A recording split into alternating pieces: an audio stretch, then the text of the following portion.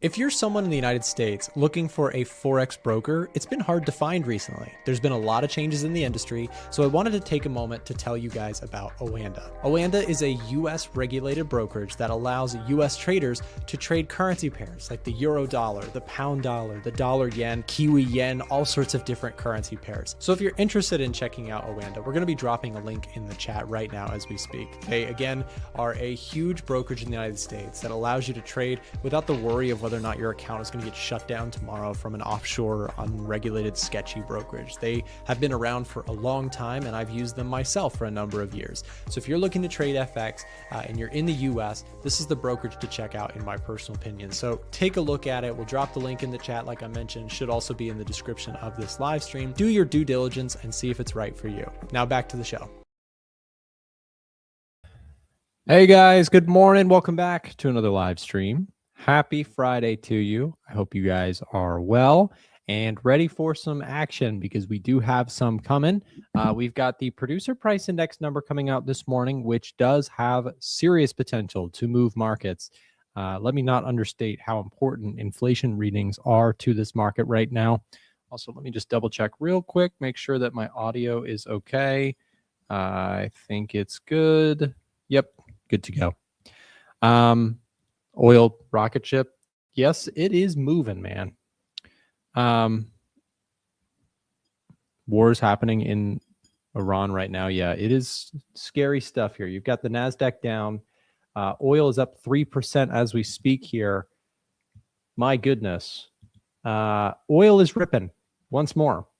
Of course, it's a weird thing because, why is it ripping? Not great things are happening. And so let's, from a humanitarian perspective, let's hope my trade hits stop loss real quick. But if I could just trail stops first, that would be great. But in all seriousness, yeah, so some craziness happening in the Middle East continues to keep geopolitical tensions high and causing some uncertainty here for the oil trade. Silver, gold also on the rise here. We do see some bullishness in the precious metals. The VIX is up 11% today. Volatility is still, I wouldn't say at a high point, but it's elevated. And, when you get a VIX above 20, you're talking about markets are going to be moving a little bit more. Not just the S&P 500, not just the Nasdaq, but, a wide range of different types of commodities, currencies, etc. The Nasdaq is pushing back down almost to yesterday's lows at the time of recording, or us right now here. You can see we are retesting almost that 1030 low from yesterday's trading action following the NVIDIA release that was, although I would give it a A+ score, it was a remarkable earnings report. The market was not happy with that. And so one thing you can think about is that if the stock market sees excellent earnings and it's still not good enough from the biggest company in the world, the question starts to become, then how much upside is there in the market? If earnings are the most important thing long term in the stock market. There is like no question. Second to none, corporate earnings. I guess the second place would go to the Federal Reserve's cutting or raising rates policy. But first place goes to earnings and projected earnings growth from the companies within the S&P 500 and the Nasdaq. And so here comes the biggest one with excellent earnings, excellent guidance, excellent revenue. And the stock market rejects it and says not enough. You look at that and you say, okay, what is good enough? And how hard is it going to be to get quote unquote good enough to get us to break through those highs? So I think that we remain in this funk. We remain in this funk of the stock market is demanding more, and that we are in. And I'm very curious to get. We'll have Chris Pulver join us here in just a few minutes. The PE ratio of the entire stock market, a lot of it has been going up so much because there's been an expansion in what people have been willing to pay for stocks in recent years. An expansion in what people will pay for companies because they feel good. They feel the Fed's going to cut rates, the economy's holding up. The geopolitical situation, obviously here flaring up a little bit today, but in recent years has been improving. The Russia-Ukraine stuff has at least calmed down. So you've had this scenario in which people are willing to pay a lot for stocks. But now it doesn't seem like people are willing to expand their risk tolerance on stocks any further. And so it's coming down to, are earnings good enough to expand the valuation on the stock market? And it seems like that is a much more difficult wall to climb than enthusiasm, right? So enthusiasm in stock market, I'm trying to explain this. Sentiment is a much more volatile thing in the stock market. Earnings growth is a little bit more predictable. And right now, we've already had a really big upswing in terms of sentiment, right? Generally speaking, people have been very optimistic. Once the tariff stuff kind of blew out and that finished, we saw a rush into very bullish perception on markets. People, I don't know if you guys caught on to this. If you're not a stock market person, you might not have, but people were reaching very high on the shelf for the most risky stuff, right? Stuff like BMNR, right? Bitmine, Immersion Technologies, Bitcoin, all these things. And now that sentiment has eroded away. We went from this euphoric bull market risk on rally to a choppy market where risky stuff has gotten sold really hard. Yeah, we'll take a look at oil. Don't worry. I would like to take a look at oil and gold as well. I'm just kind of recapping what's happening here this morning so far. Bitcoin is lower. And just a few minutes, guys, we do have the producer price index number coming in. That is going to be big stuff. Inflation reads are very important to this market right now. But just take a look at what this market is telling you right now. The market is telling you right now that geopolitics are in full swing. You have silver breaking out, or at least attempting to break out here at this 91.85 level. Gold is also just shy of its recent highs here on the 4-hour chart. Gold is strong, silver is strong, and oil is ripping here to the upside, up 3.25%. I am still long. I do need to probably trail a stop loss here today. This one's been such a wild mover. So I went long, just a bit of an update for those of you guys who aren't in the Discord. I went long oil over here. It was a really, really good entry for me. We ripped higher. And then what I did is I trailed my stop loss and I got stopped out. And then when we had this V-shaped move back off this area, I decided to re-enter the trade right here. So I'm back in my oil trade for a second position. So I took one trade that was profitable. I re-entered after this display of strength. I just love that V-shaped recovery move was really solid. And I still very much like the macro fundamentals for oil. By the way, real quick plug, we just added to EdgeFinder yesterday individual currency indices. So US dollar, many people know this as like DXY, right? Or for Japanese yen, it's JXY. We just added these to EdgeFinder, and I knew that these things were popular, but I did not know how popular they were. We had a huge response. A lot of people were really excited about this. So I published this inside of our Discord. But yes, we added, you can also go under asset scorecard and you can select US dollar and or the other ones too, right? So if I go asset scorecard, check this out, kind of fun. You've got the Swiss franc, the Canadian dollar, the Aussie dollar, the British pound, US dollar, obviously, New Zealand dollar, etc. And what this allows you to do now, the reason we did this is that you can now within EdgeFinder, if I want to take a closer look at the Aussie dollar, right, I can now take a look at the Australian dollar in isolation. I can look at economic growth metrics. I can look at inflation metrics, technical bias, institutional activity, not on a currency pair of Aussie dollar versus something else, but rather the Australian dollar versus the rest. Does that make sense? We just added this feature. It is really exciting because a lot of people, clearly you guys, the currency traders in the room, are cheering this. I'm glad to have added it. We've been working on it for a couple weeks now, and I'm glad that it is ready. But yes, just taking a quick look at what I was going off of with oil. So oil is there for me in terms of the reading, right? I've got everything check marked that I need. Technical reading looks solid. EdgeFinder scores overall +7. Technicals look excellent, like really, really strong for at least momentum right now.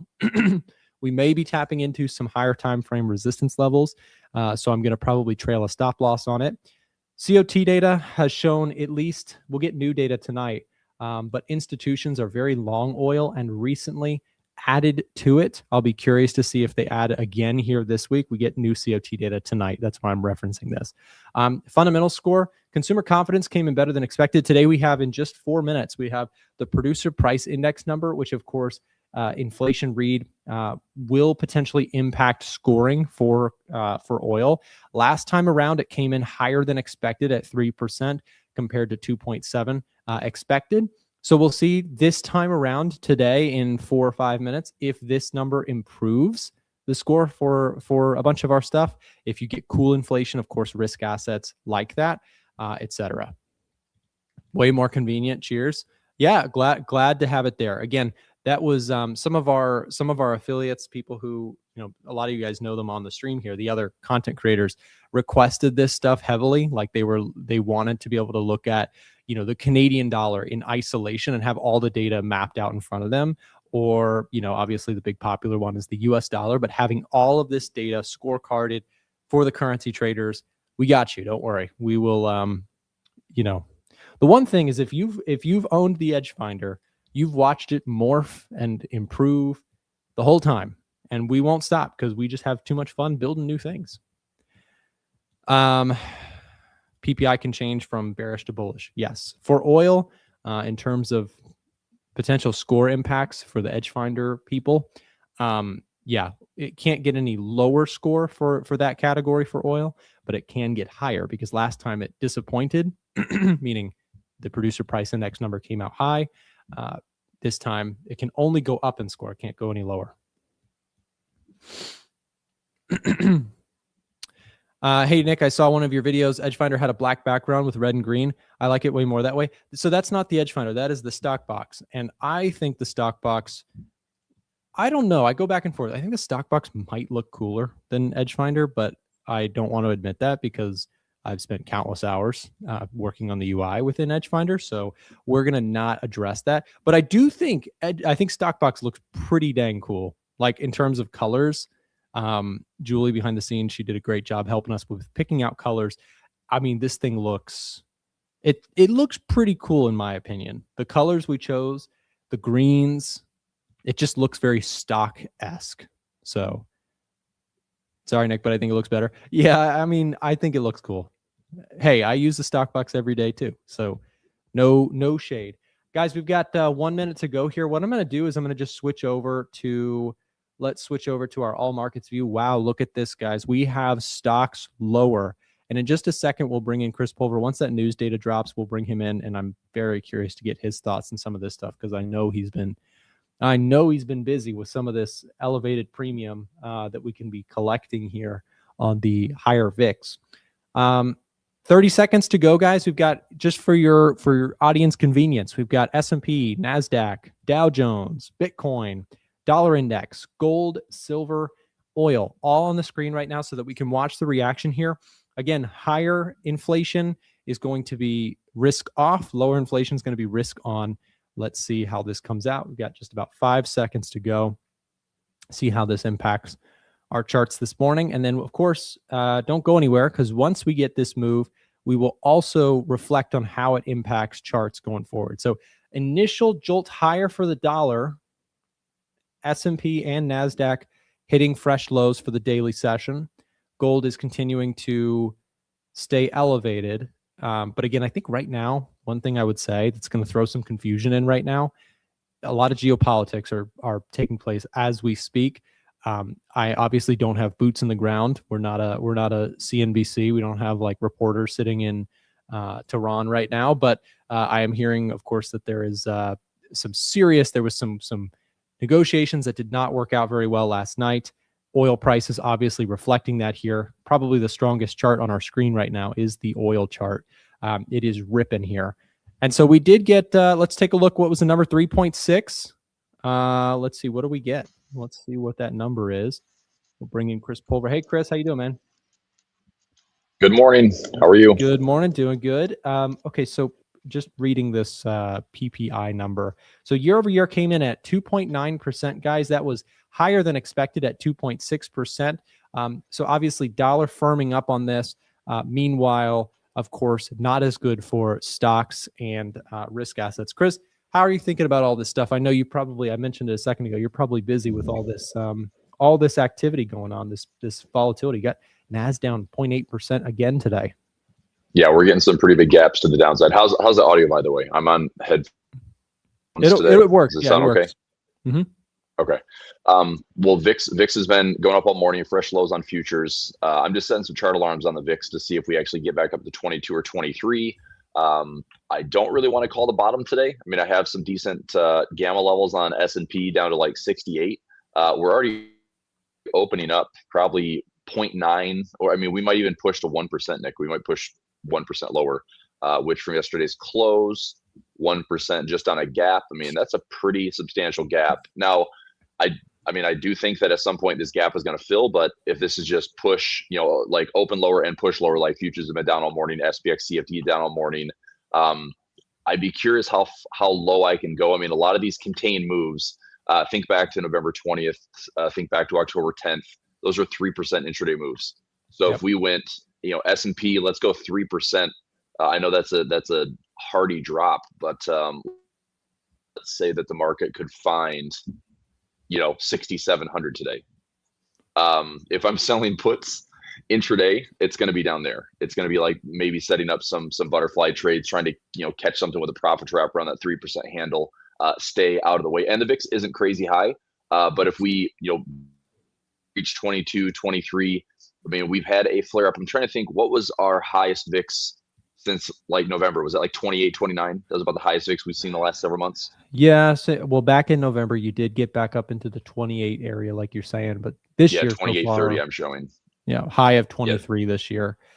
Chris, what do you think on volatility? Do you think if we get, is there a levy break here if you get above like 24? If you start seeing, how quickly, if we go, I've heard people talk about this before. If you get like a break into the mid 20s, it can very quickly jump into, 30s. Yeah, no, I agree. And to look left and see at 28, 28, 29 VIX, there's enough real stuff going on right now that could be the case. I mean, we've had reasonable volatility containment at that 23 handle. But if we push up above that, it's like, we just know that when there's no volatility suppression, it can happen so fast. And it is end of month, and it is February, which usually like February kind of slides a little bit. You have like the Ides of March in the stock market, which is like the first week of March. So again, structurally, this is just looking at the key support. I mean, we've been in an 11-week range, lows around 6,800, but the pinpoint lows around 6,775. Let's see what happens today. But I mean, opening up almost 1% lower is certainly not going to make the tone great. And we just talked about PPI coming a little bit hotter. That's probably not a good sign. What's the Truflation reading this morning? Let's see some third party stuff. Truflation. I saw like sub 1% yesterday. Crap, I can't pull it up on here. What's the aggregate? Do you have Truflation up by chance? I can see if I can find it. Hold on. Let me know what it is. It was like, I think it was under 1% yesterday, or maybe it was like back up to like 1.07 or something like that. But that was a drop from, essentially 2%.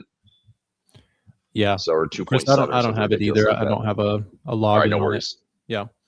Anyways, yeah, okay. I mean, Chris, so, that's definitely hotter across the board. The question is, you have a couple things here all hitting at once. And, when you do get market downturns, that's usually what it takes, right? Because the natural inclination of the market is to drift higher. What it takes for the market to go down is usually some kind of perfect storm. And the question is, do we actually kind of have something forming here for at least in the short run, maybe a little downside? Like, for example, I would list a couple things that are pretty concerning right now. One of the top of the list ones for me, Chris, is NVIDIA's earnings response. The earnings were incredible, like A+ report, and yet the market rejected that. Expectations very high. At the same time, we have obviously the US and Iran stuff is just a wild card of uncertainty. We also have the is Trump going to flare up some kind of flex his muscles on the tariff? The Supreme Court shot down stuff. That's also in the background. We have midterm elections. We have February going into March. Historically, not a great time. Look, I mean, I'm not someone who I don't like to short the market unless there is a very clear technical bear trend going on, and I don't see that right now. But I see and maybe one of the biggest ones is we've talked about re-rating earlier. I was talking about this earlier. One of the easiest ways for the market to go up or down a lot is speculation, sentiment, and re-rating. And right now we have a drastic one happening in software. So you have this thing where it's like you need a lot of things to flip more positive for, in my opinion, this market to actually be able to hold some gains and start moving higher. I would love to see it. Like we talked about yesterday, if we start to get some kind of technical break to the upside on the S&P, if we get some solid breakouts, maybe, for example, this US Iran stuff, that to me is the quickest one that could be stopped. I hope, from a humanitarian perspective, I hope it gets stopped. If that takes place, that could very quickly be, a positive. But you also have inflation hitting high points here this morning. It feels like right now you have the recipes for a little bit of a cool off. Maybe Nasdaq is headed back down to these levels. I wouldn't put it past the Nas. We've been really choppy. Very quickly, could we head back to the bottom end of this range amidst all of these things taking place at once? Sure. I mean, it's we've been climbing the wall of worry all year, and the indexes have gone nowhere despite the turbulence and the chaos with the dispersion trade underneath. Now we take something external instead of the dispersion trade with software disruption in the US. We take some of the external, like Pakistan and Afghanistan. We take the talks in Iran. We take a rise in oil prices. We take I'd say negative price reaction to NVIDIA despite the solid earnings. It's just kind of showing that NVIDIA is a great company, great margins, but it's still a rotation story because I think it has to be. I think you're too concentrated still in Mag 7. Money is finding a way to leave. I think that right now people are looking at fixed income vehicles, dividend stocks, defensive stocks, lower beta, less volatility, trying to kind of, I mean, think about how much tech exposure the average stock investor had from last year. It has to be volatile, even though the indexes are down a couple of percent or flat for the year. Tech exposure to see swings in your portfolio, 20, 30, 40+% swings. It can't be fun. So I think a lot of investors are fleeing that space to kind of, steady the waters or just calm things down. So Chris, we've also got to just real quick, just to go off your point about, fixed income. We are seeing a pretty good bid here on bonds. Take a look at TLT trending higher here this morning on the 4-hour. Yields are lower. Crypto is lower. You are seeing this kind of interesting rotation. You also have silver up 4.3% now. So precious metals on the run. Dollar index is flat here today. VIX up 15%. Definitely feels risk off today. For sure. And just on that note, let me go to gold and silver for a second here. So gold, I mean, sure, for scalpers, yes, I'm still not overall convinced that gold's going to make, clean breaks to the upside with much punch. I think that if we revisit 5,600, okay, fine. I still look at that, call me old fashioned, but a 200-day moving average hasn't been hitting 600 bars. I'm just waiting for that to make sense before I start to throw in some more trades. Silver, same thing. Near term, yes, but to me, this is high, low, lower, high, lower, low type situation. Just let this kind of calm down as a pattern. Risk off Bitcoin. I mean, Bitcoin caught a bid this week, a little bit off the lows at 60K. I still don't necessarily think that low is safe. I think we're gonna, probably watch either some falling wedges or some divergent bottoms. Where be careful picking the bottom on Bitcoin. I mean, if you can see my chart here, all I'm looking at on Bitcoin is just wait for this trend line. Don't be a hero. Don't try to call the bottom. If you're dollar cost averaging to Bitcoin, that's fine. I just have no idea where the bottom is. We are at a trend line support already. If we break that level, we better break and pop right back up. To me, that's at least a sign the bulls are still present. Otherwise, if we break and create more of like the kind of the H bottom, which is, we break, sideways, break, sideways, break. Don't catch that bottom. Today, I think I said this yesterday in the session, Nick. The IGV trade, my keyboard is your delete button. Let's go to IGV. We had a short-term bid yesterday, going up to about 82 and change. We're back down to 80 today. I put in trades. I have trades today. CRM. I have a broken wing butterfly sitting down here at 175. We're trading at 191. If we have like an aggressive risk off day today and these software stocks come right back to revisit lows, I'm sitting there waiting with like a $250 to $500 profit trap on CRM and Microsoft, which is down here to 382.50. That's where I want it to be for my profit trap. So that drops like $10 today. That'd be interesting. Oracle is another one. My profit trap is around the 135 handle. And then on Palantir, I think it's the 125 handle on Palantir. So we're already at 133. I don't know. I'm curious if we have some follow through on the downside today. We kind of revisit these recent lows. Today could be some good timing for that because I have a couple $1,000 worth of profit traps sitting there. So we'll see. I definitely don't want to force trades today. I mean, when you're coming into the market at almost a 1% gap lower, I wouldn't call that bottom. I think that if we hold structure, I mean, look left, structure for today is going to be around that like 6,800, 67.75. It's end of the month. This could, lead into a little bit of a bleed from like maybe we finished the month sour on the S&P. The week has already been, it's now red because of today's price action. It was totally indecisive as of yesterday. The month so far is a red candle for the month of February. Is that a, sell off in March is more like we start off March on a rough patch just because we're ending February negatively. We look at this monthly chart, there's still a lot of pullback potential. It's just a pullback. I wouldn't necessarily be bearish, but it just, when you zoom out to a bigger picture, this is what kind of keeps me sane of like, okay, this market can pull back and certainly give us, look at easy numbers like 5%, look at 10%, look at 15%. That's not really doing any major damage to this overall still bullish market.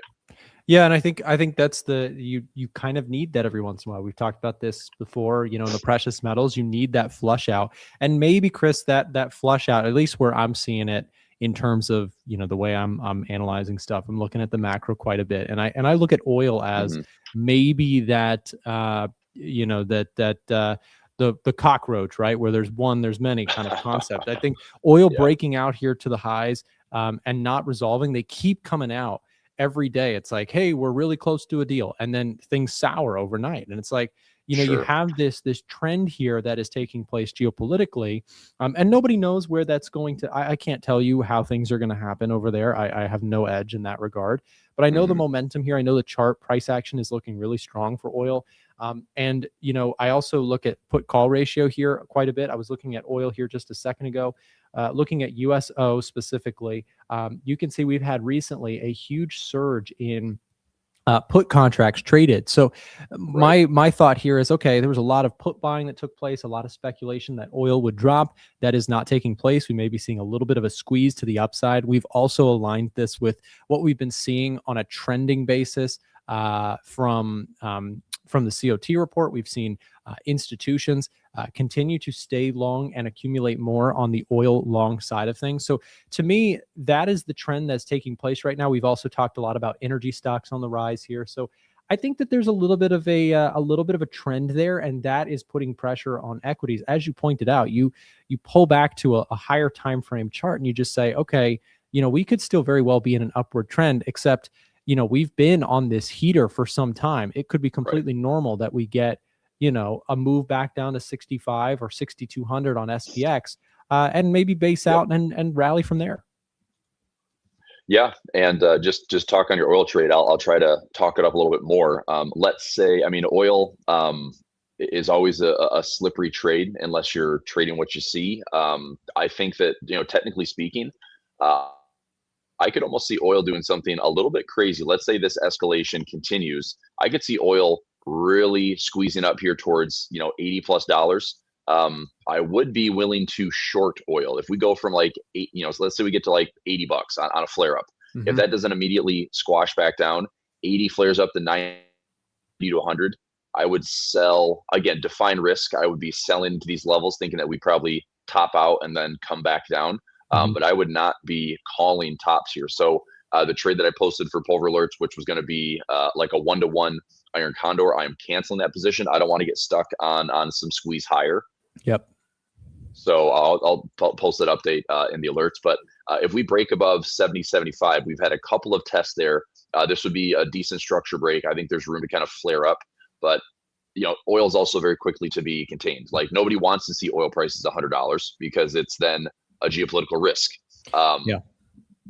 Nobody wants to see oil at sub $50 because it's not profitable. So there's always that backdrop with oil being like we have to kind of keep things contained in order to just keep the global economy humming along without major price disruptions. There's an and inflation interesting flare-ups. There's an interesting thing on the oil and gold contracts. I'm sure you know this, Chris, of course, with the option side of things on oil and gold. Yep.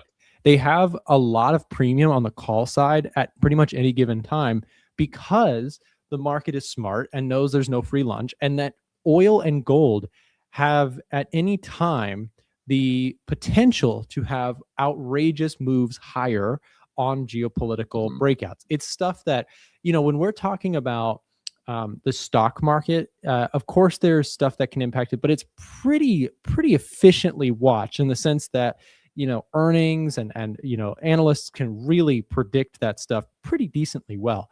But some attack happening over in the Middle East or some agreement breaking down between two major sovereign nations, that stuff is very, very hard to predict. And so in the options market, there exists a premium on the call side to assets like oil and gold, which can drastically move higher suddenly. Now, as technical traders, I like what you said there about trading what we see, right? Like right now, oil, I cannot predict what geopolitically is going to happen next. And I won't even try to because there's no point in me trying to do that. But I can tell you price action is getting bid every time that we get some kind of low here. And I do see that potential blowout move as a distinct possibility. And in a weird way, it's almost like we've talked about this with the VIX too. These blowout moves, these like giant candles, they almost happen uniformly after they've already been going up. Like you get these huge moves. It's very rare that you get this kind of move that we saw in gold, where it's like screaming up and then screaming down the next day. But in commodities, it can happen, right? So these commodities where you can have oil, up huge, and then you're like, oh, that's got to be topping. And then it's like, boom, it rips another 3 days in a row. So I think that the market may be pricing in a little bit more risk premium there right now. Yeah, I don't disagree. And it's not something I want to step in front of. I mean, I think it's silly to call a top in oil. I think it's silly to short gold or silver. I think it's just waiting for entries. I'm trying to think so honestly today, VIX at 20 and change. I'll keep an eye on this. I'm probably going to do a wider bull put spread on SPY, QQQ, DIA. Look for those in the Pulver alerts. I'll probably go 50 wide and try to pull in $200-300. I think that's fair. I might go 100 wide and pull in $400 or $500. I think those probabilities of profit are high. I also think I'm willing to own shares. Guess what level I'm going to use, Nick? What's my level when I'm selling premium? The April 2025 lows. All right. Like I'm just going to go all the way down there, go 50 wide or 100 wide, sell some premium. And, this has been, again, to be fair, it's like, it's hard for the VIX to be at 20 and stay at 20. Last time that happened was 2022 when we had, lower highs and lower lows. That peak to trough, by the way, was about 35%.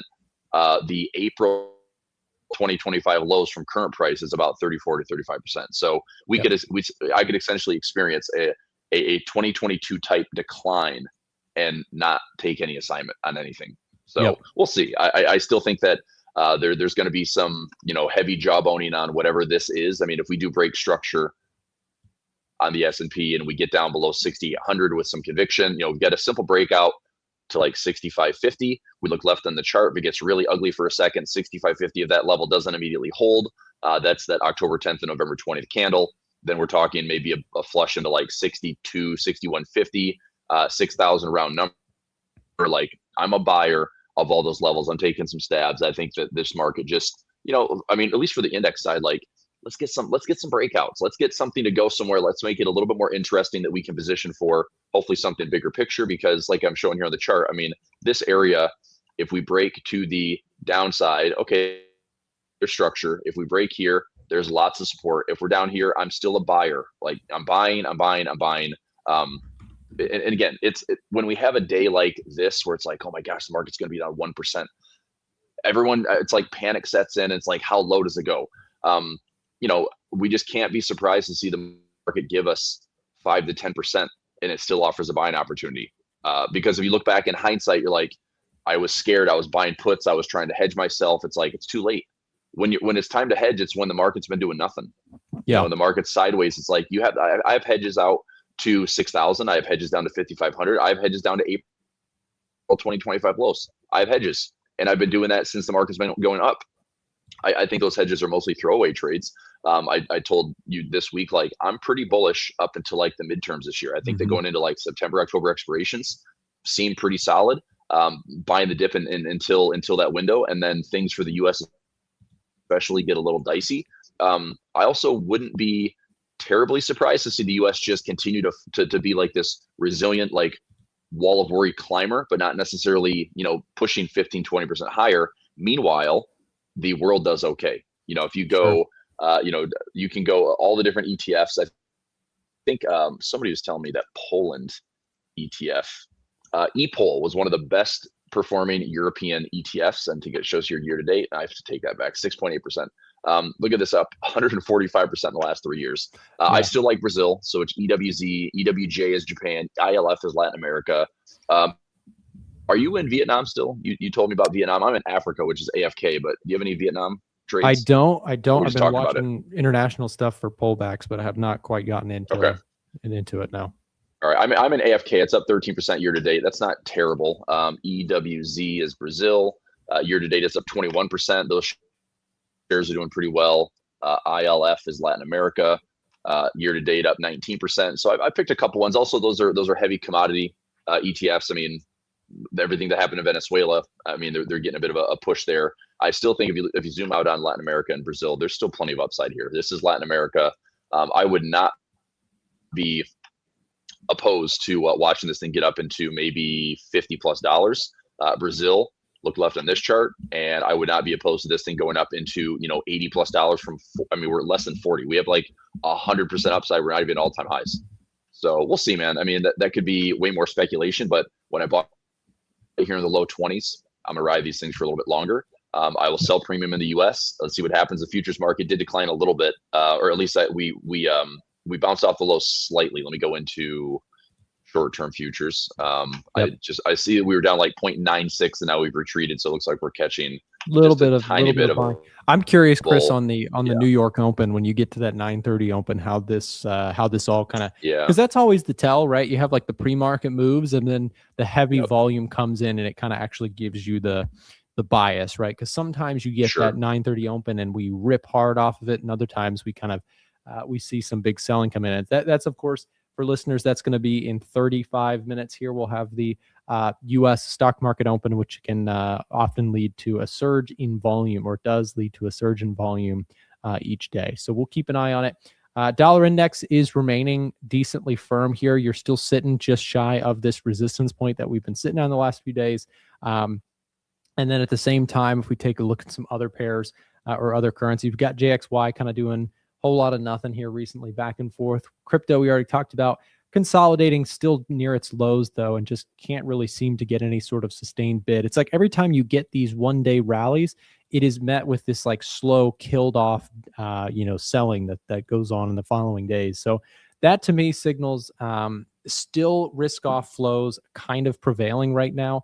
When you have risk on days that get met with gradual selling, that tells me there's a persistent bid there, or a persistent ask, I guess. The sell side just keeps coming in and pushing things back lower. Pound dollar continues to move lower. I do have a short position on pound dollar. This one's actually working out great. I went short a couple days back, took a little heat initially on the trade, but have rolled over, took the first profit off, and I'm looking for another move lower if we can get it down on the British pound versus US dollar. Euro also kind of mixed here this morning, and just taking a look at some yen pairs. Euro yen, nothing too interesting. Pound yen, of course, lower. Pound has taken on some water here recently. Aussie yen, Kiwi yen, Swiss yen. Swiss yen is up here today. Euro pound also up a little bit. That trade, Swiss yen is going to be the death of everybody, I think. I heard an interesting session on the Swiss. I just think that since 2015, they just stopped caring about the currency. I don't think they're trying to peg it to anything. I think they're just letting it roam. I think they're not trying to intervene, which is why we've seen like a multi-year strength bid on the Swiss.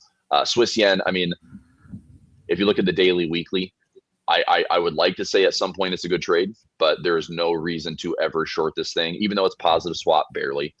There's no reason to short this until you have like an obvious price pattern. I think that give it time to get on the right-hand side of this trend line, give us a price pattern. I think there's a lot of unraveling that can happen. But it's like, Nick, do you trust the Japanese yen to have that type of sustained move without a crazy risk-off event? I just don't right now. I think the yen is just a hard one for me to bet long on, unless we get some sort of, it's kind of like bonds here this morning. Like if you suddenly get this massive surge in bond demand that we just haven't had in a long time, by the way, maybe that's the same environment where the yen gets a little bit of a bid, in the sense that maybe it's just a risk off rally and people go to the Japanese yen for the relative stability in their economy. Maybe, but I just, I think I'm more in the thought process of a slow, healthy pullback in prices, not necessarily a crash. I still think you have a lot of positives going for this market. I'm just more in the camp of cautious, because I think we've had such a wonderful run up to the upside. We have a lot of new headwinds that are kind of taking place. And I think that the market will have to work through some of that stuff in the here and now. And so I kind of lean thinking we could get a little bit more dips, and I'm going to stay ready to be buying those dips. I'm not looking for, a big short that I'm trying to capture some giant downside move. I'm more in the camp of, all right, I see a lot of stuff that's given this market trouble, and I would love to see some dips, in which case I think the risk reward starts to become better. Agree. Well, it's 30.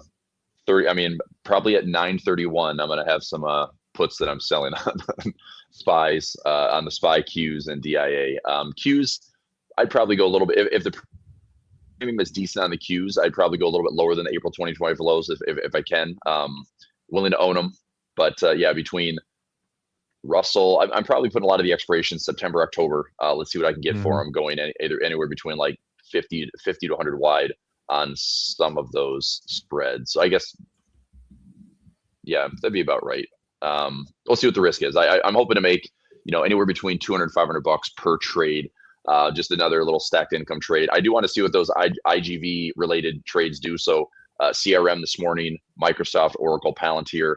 If we come back down to those recent lows and we do that all today, that make for an interesting Friday profit trap for me. So, again, in 30 minutes, the market also might just bottom and neutralize. I mean, what's crazy to me is looking at the broker platform here. This is Tasty Trade showing today's expected move. Even with the VIX at 21, the expected move is only 45 points. Now we're already getting, we're showing like a 0.8 to 0.9% gap lower. So you mean to tell me that we gap lower, have a 21 VIX, and we're only going to move, 40 points? Like we moved 80 points yesterday when the market it sold off and came back up to neutralize today. But something tells me we could have some more volatility swings today. So I don't know, just be careful. End of the month kind of shenanigans. We'll see where price ultimately gets. If it still can't break below 6,800, it's just the same thing. It's just a bunch of noise. I said that yesterday. Everyone's asking me about the war in Iran. It's like, what? It hasn't happened yet. If anything, the U.S. is probably not wanting the conflict. It's just that, the talks are ongoing and it's noise. Yeah. But the stock market overall is about earnings. The stock market overall is, I think we talked about this yesterday. It's like nobody really knows what the Fed chair is going to look like come May. Like when Powell officially steps out, Warsh is in. Nobody really knows what that vibe is going to be. It's like, so between earnings, if we need an earnings compression, that could reflect in stock prices. Yeah. If Warsh comes in and maybe hints that they don't need to cut rates, maybe that's a disappointment for the market when they're expecting 2 cuts this year. These things are all unknown. So like I said, you trade the market that's right in front of you, and the market is still structurally very tight. Underneath the surface, a lot of stuff having dispersion trade, but if we can't break 6,800, there's still no breakout. If we do break 6,800, be prepared for a measured move and opportunities to hopefully buy some dips. Like That's it. I'm kind of exhausted. We've been two months into the year and we're essentially flat. And I know there's a lot of good trades, but you've had a killer gold trade. You're having a great oil trade. That's awesome. Like already some nice highlights for the year. I'm boring. I'm just selling premium. Sure. And it's like I'm just sitting on, I told you yesterday, it's like I've got 300K racked up of premium. As long as price stays above the April lows, like I've got a decent amount of profit to make this year with hopefully a lot of safety. But you call it boring, Chris. You call it boring, but to your credit, that kind of just theta decay is working in your favor. You've got, time just passing. Your markets are staying quiet. Last thing before we throw over the stream to our next show host, we got to move on. U.S. oil. Just take a look. You mentioned. I think the quote of the day is "Trade what you see." Look what we've got on oil. You've just got on the 5-minute chart. This is the sort of move that looks like geopolitical headlines are still in formation when you get this kind of slow, chattery, consistent upside move. That tells me that something's going on. The press, by the time something's out in the press, it's in the price. That's what they typically say with these sort of breaking news headline stuff. So we'll keep an eye on it. Oil still got a bid. Stock market opens up in 30 minutes. Chris, thanks for coming on, man. Appreciate you as always for sharing some insights on this crazy market we're working at. All right. Have a good weekend. See you, Chris. See ya. Okay, guys. Up next, we've got Tiger Barry's going to be taking over the stream here for a little bit and going through some trade setups that he's watching currently. Before I throw the stream over, if you want to check out our Telegram channel, it's completely free to join. Make sure to do so. The link is right below me here. If you would like to scan the QR code, or we'll also drop the link in the live stream chat. Join us in Telegram. We're posting daily updates. So if you're trying to keep up with what is moving markets and why, from a macroeconomics perspective, crowd sentiment, and even technical trade ideas being shared for free, we're doing it every day in our Telegram channel. So take a second, join us there. It's in the live stream chat, or you can scan the QR code below my camera. Up next, Tiger Barry. Stay tuned. This next segment of the live stream is proudly sponsored by the one and only Ola Prime. Ola Prime is easily one of the most impressive prop firms that I've come across with an incredibly professional team. They offer fast payouts within 1 hour, up to 95% profit splits. They have the largest number of trading platforms. I mean, just take a look at this list. They have MetaTrader 4, MetaTrader 5, TradeLocker, DXTrade, MatchTrader, and CTrader all available to their traders. And that's just for the Forex side. On the futures side, they have DX Futures currently, with Tradeovate and NinjaTrader coming soon. Ola Prime has one of the widest selections for challenges and funded accounts that I've come across, with a wide range of account balances you can choose from, like 5 all the way to 200K. And just take a look at the variety of different challenges you can choose from to fit your trading style. They have a 1-step or 2-step pro accounts. They have the 1-step prime, 2-step prime, direct accounts, Ola Prime, 1 challenge. I mean, you have a wide selection here. And the reason this is so important is that you as a trader have a unique style. Everyone does. And finding the right challenge to meet your criteria is very important. If you go through their website, which I encourage you to do so using the link dropped in the live stream chat right now, you can explore in full transparency all of the different account types, all of the rules, etc. They also offer news trading and weekend holding, and they have direct and challenge accounts available. For a limited time, stream viewers get extra discounts using the promo code that you see on your screen right now, and also through the link and promo code being shared in the live stream chat. Take your trading to the next level with Ola Prime. Now back to the live stream.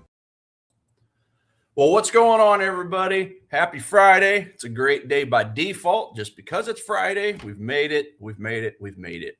So hopefully everybody is doing well this week. We just got a few more hours of trading before we hit the weekend.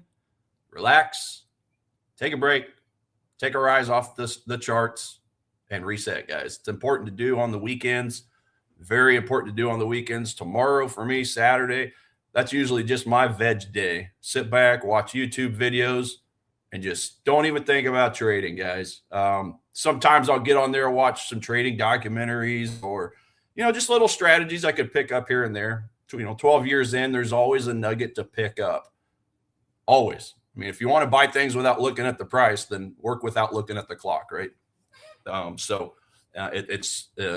a balance to be made. So anyway, hopefully everybody's doing well. And as far as today goes, well, really as far as yesterday, guys, just always keep in mind this. If you have a bad day or two in trading, especially the early part of the week, remember, it just takes one day to kind of change things around. And so that was kind of me yesterday.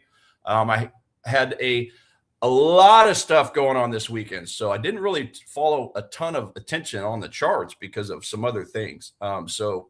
Monday, I did have a small loss on gold. And then yesterday, I had 2 wins. So it was those 2 wins I was telling you guys about yesterday, starting off with the euro dollar and then the Swiss franc right after. I think I mentioned that one yesterday before the show ended. So, and just a recap of that. If we take a look, obviously we know both of these are on our EdgeFinder, okay, as far as giving us some good scores to buy or sell. This one for a short, euro dollar. Now there was a choice between euro dollar and pound dollar, guys. They really both looked pretty decent. I just happened to get in the euro dollar trade 2 nights ago because it just to me it just looked a little better. So just taking a look from the top down as always. 8 EMA, it's kind of hard to see, but the 8 EMA, the dark red line, is below the 21, which is the light red. Okay. So that is in line with the EdgeFinder. Gives me a reason to short. So then we drop on down. I think I looked at this at one point from the 4-hour supply zone. Okay, talking about this one here. And then you see the white line. I kind of drilled in a little deeper just to find my confluence, and I was looking at this 1-hour candle here inside. So that's the basis for my trade. 1-hour time frame, I got the 50, which is the light blue, 50 EMA below the 200 EMA. So that's another check. We bounce into the zone. We collect unfilled orders on the way out, short here, and then let it ride, guys. Now, where's the take profit on this? I think I might have mentioned this yesterday. A lot of people will just simply take price down to this support type area down here where you see all these wicks, right? So for me, I like to look specifically at zones. So if I go down to a 10-minute, yes, 10-minute time frame, I actually had observed this 10-minute demand right here. Okay, just a very sharp drop, base for 10 minutes before it flew upwards. So that to me is an important point.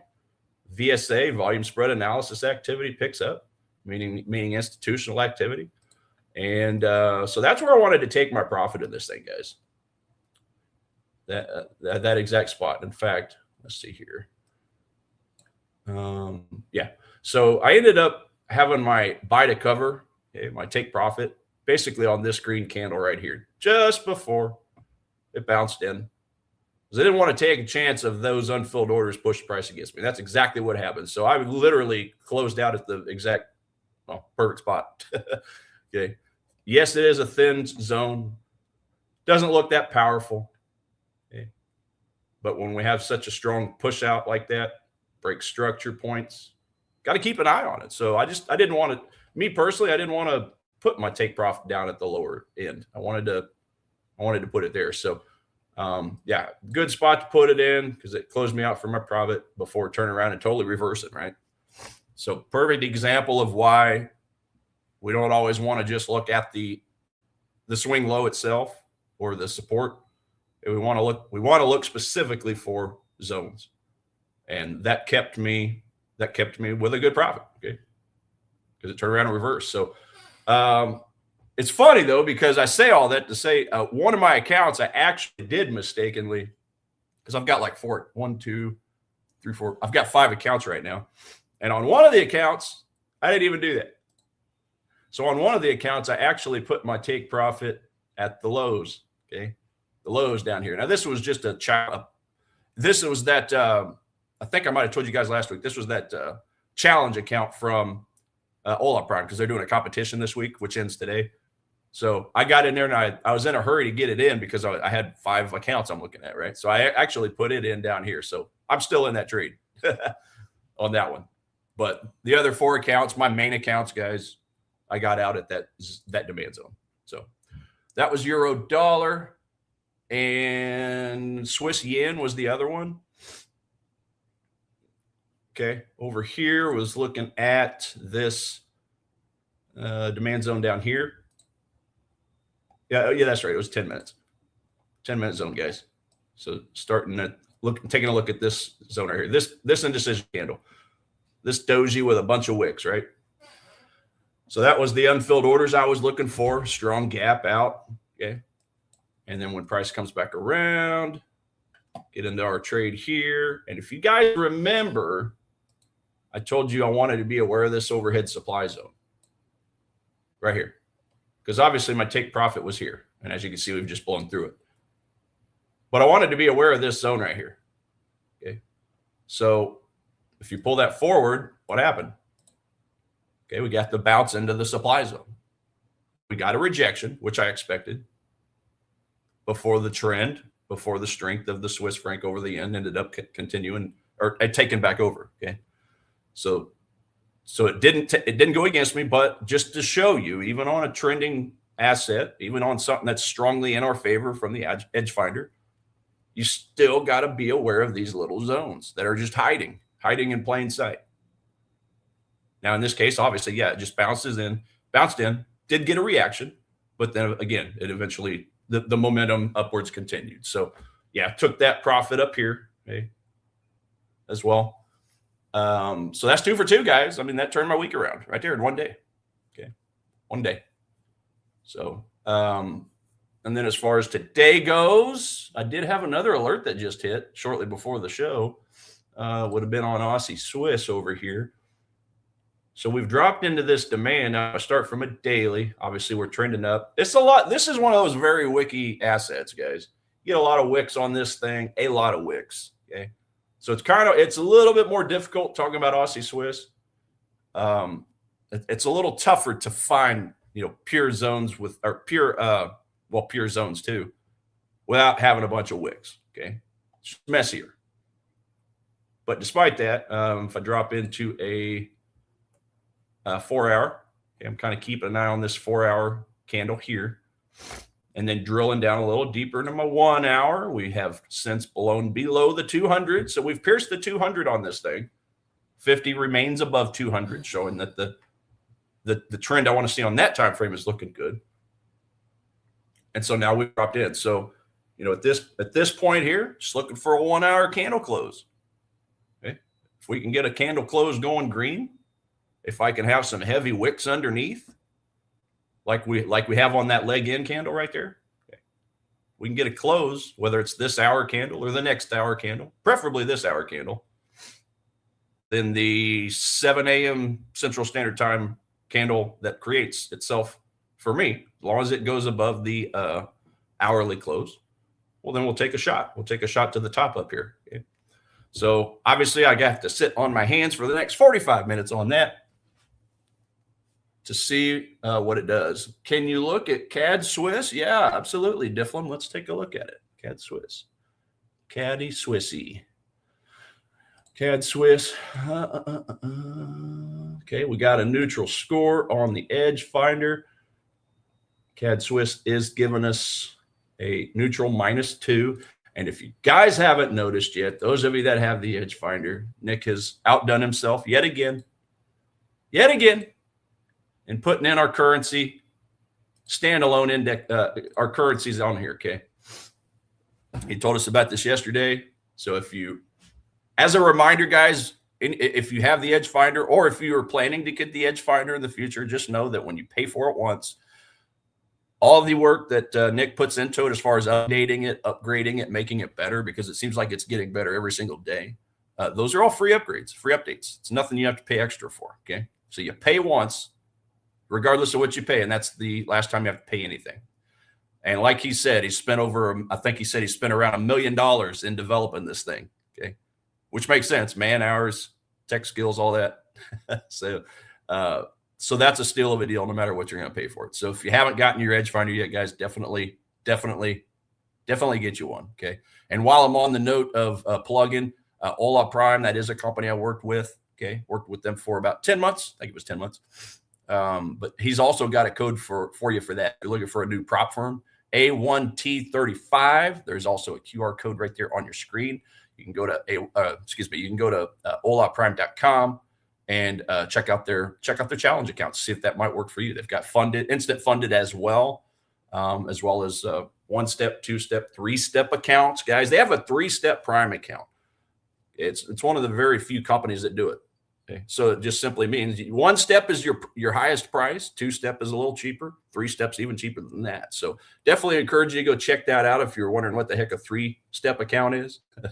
Okay, so go check that out. Again, olaprime.com. But anyway, just getting back into it, we did have the PPI that came out pretty hot this morning for the U.S. dollar, as we could see over here. And then I'll get back to your Swiss yen in just a second.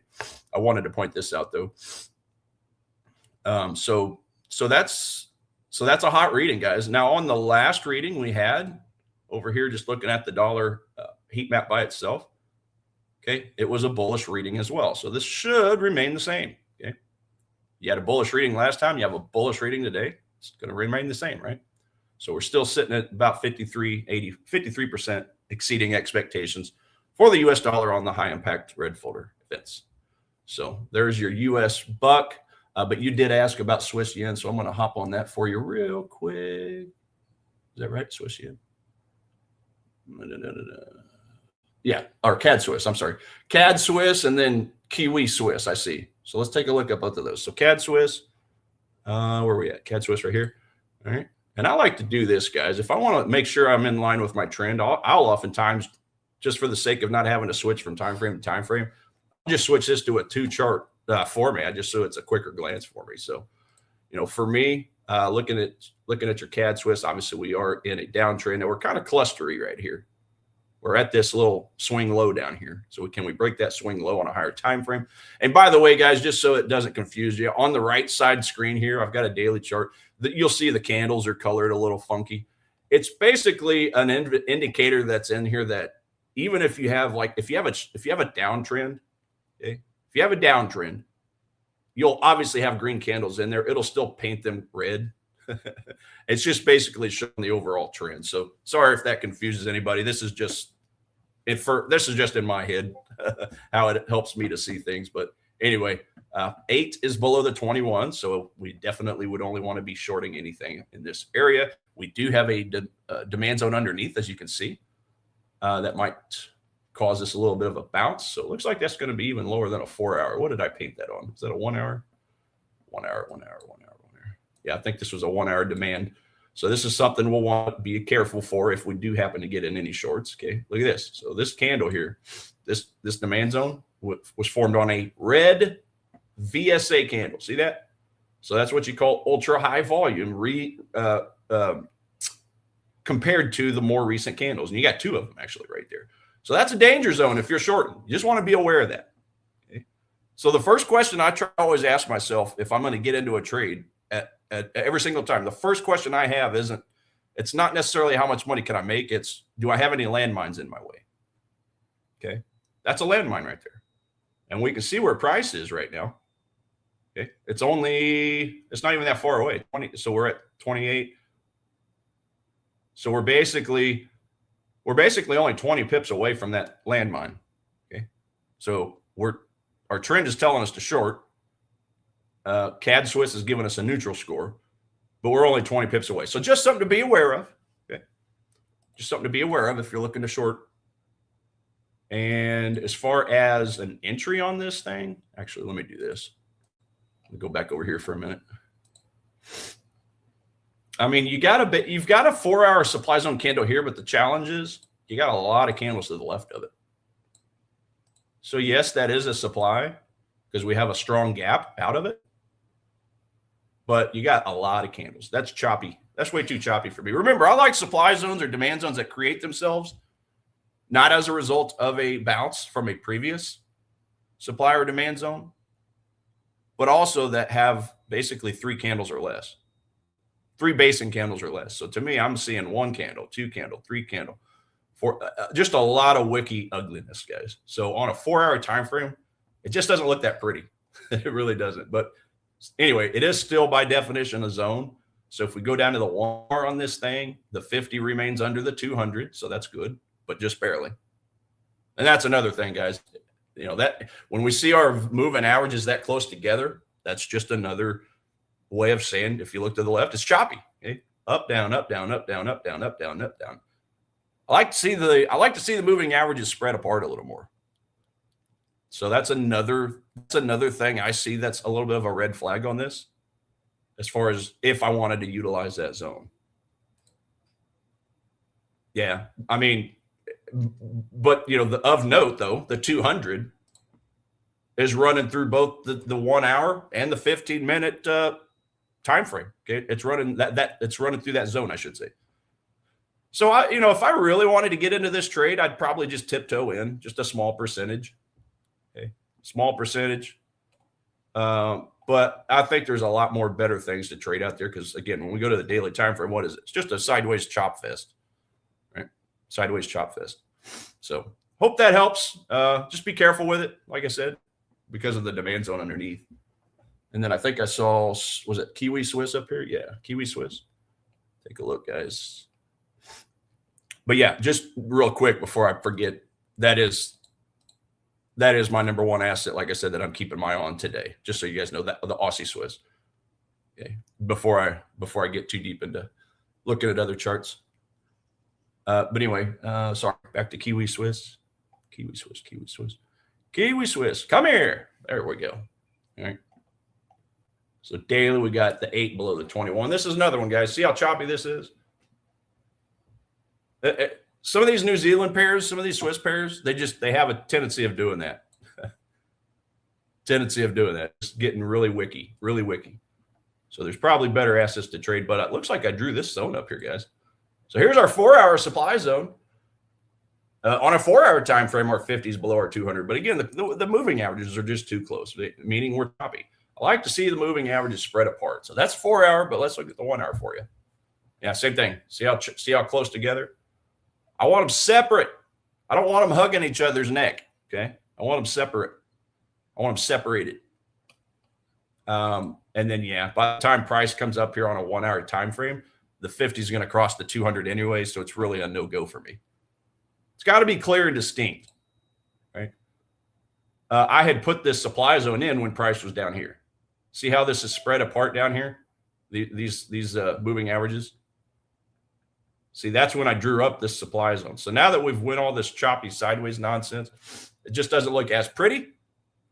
But again, if I had to put money on it, I've got an alert set at 46.5, basically 46.5, with the anticipation of buying the 1 hour that's nested inside. Nested zones, guys. Nested zones are powerful.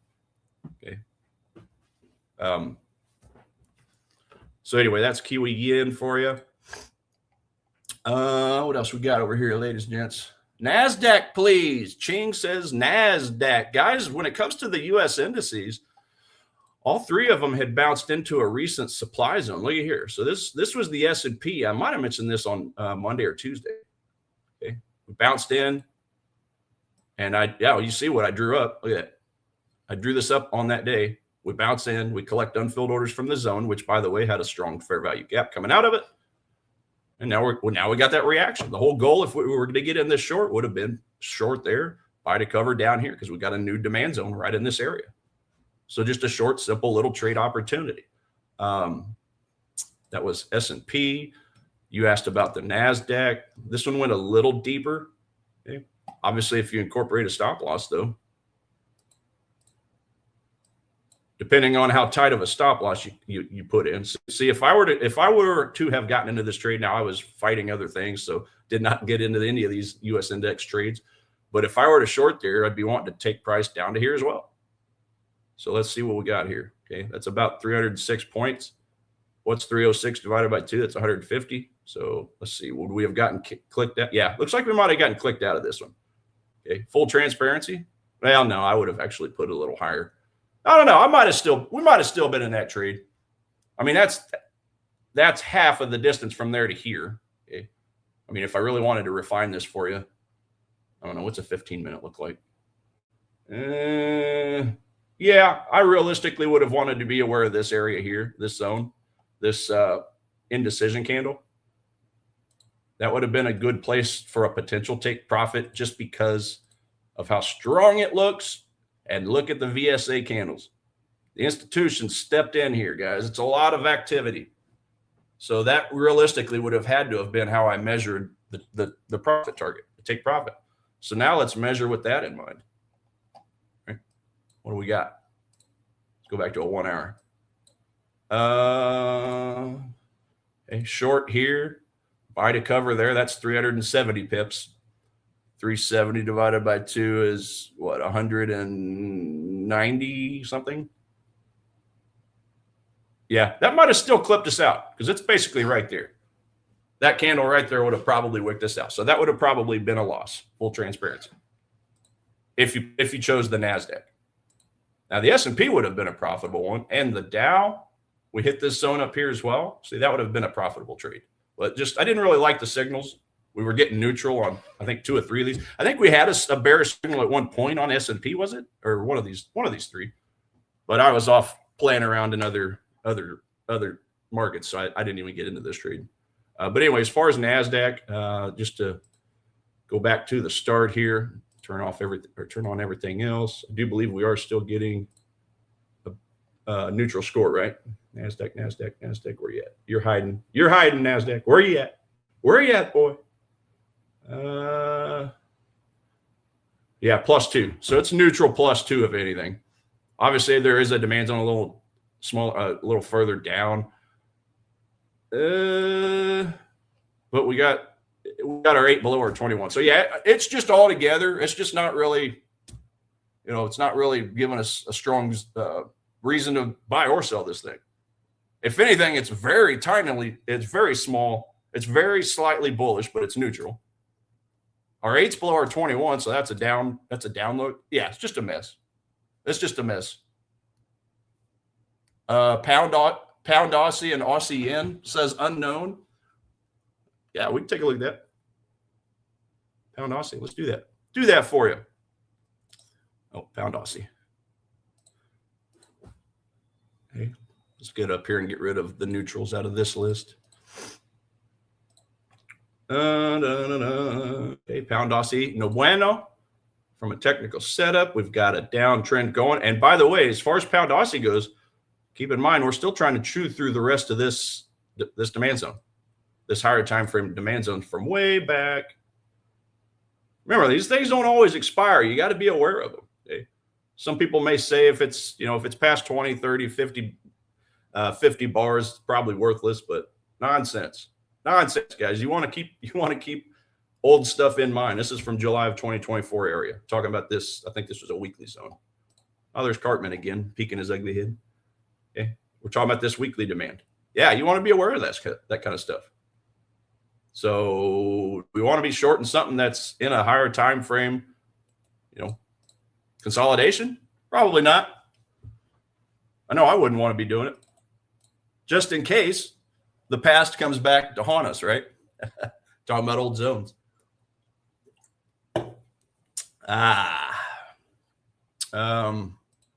But anyway, just looking at it, you guys see I did actually draw up a supply up here on a 15-minute.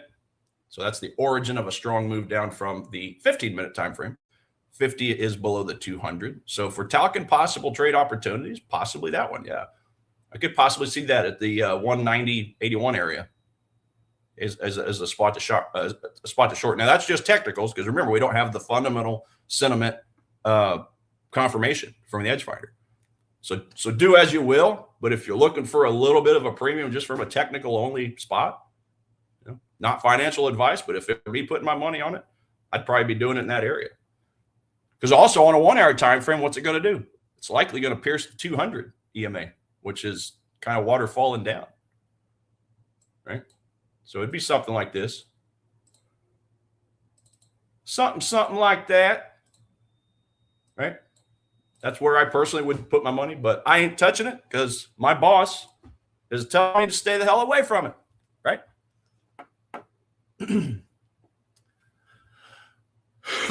Excuse me.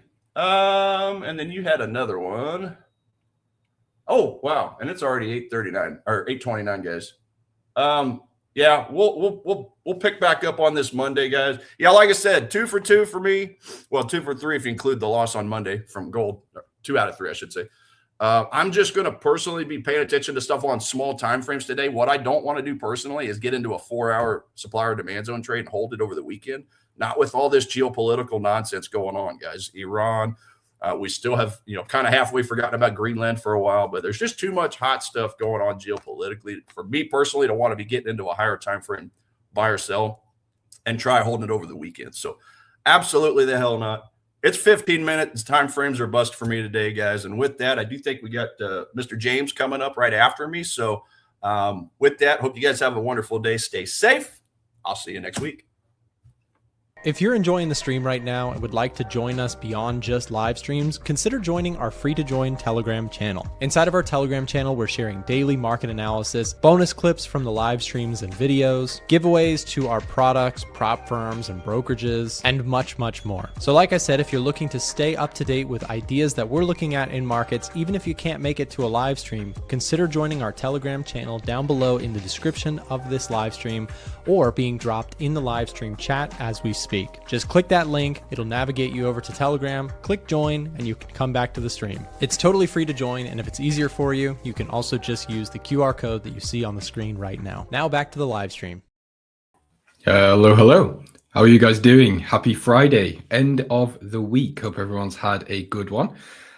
So many of my positions have been closed throughout this week, so pound Canadian was stopped out. Unfortunately, we've had a couple of different positions, so did very well on oil actually this week. So had a few different positions, had a long entry here.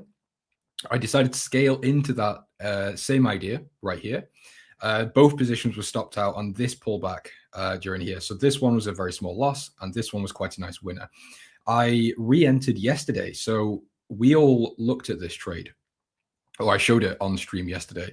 So I was looking at this level right here, this 50% or this value zone on the fib, which is obviously between the 50% and the 61.8%. So I entered that long position. I closed it right here, which was really nice. Unfortunately, in hindsight, could have held it much longer. However, what can I can't really complain. Had 2 very, very nice trades on oil this week.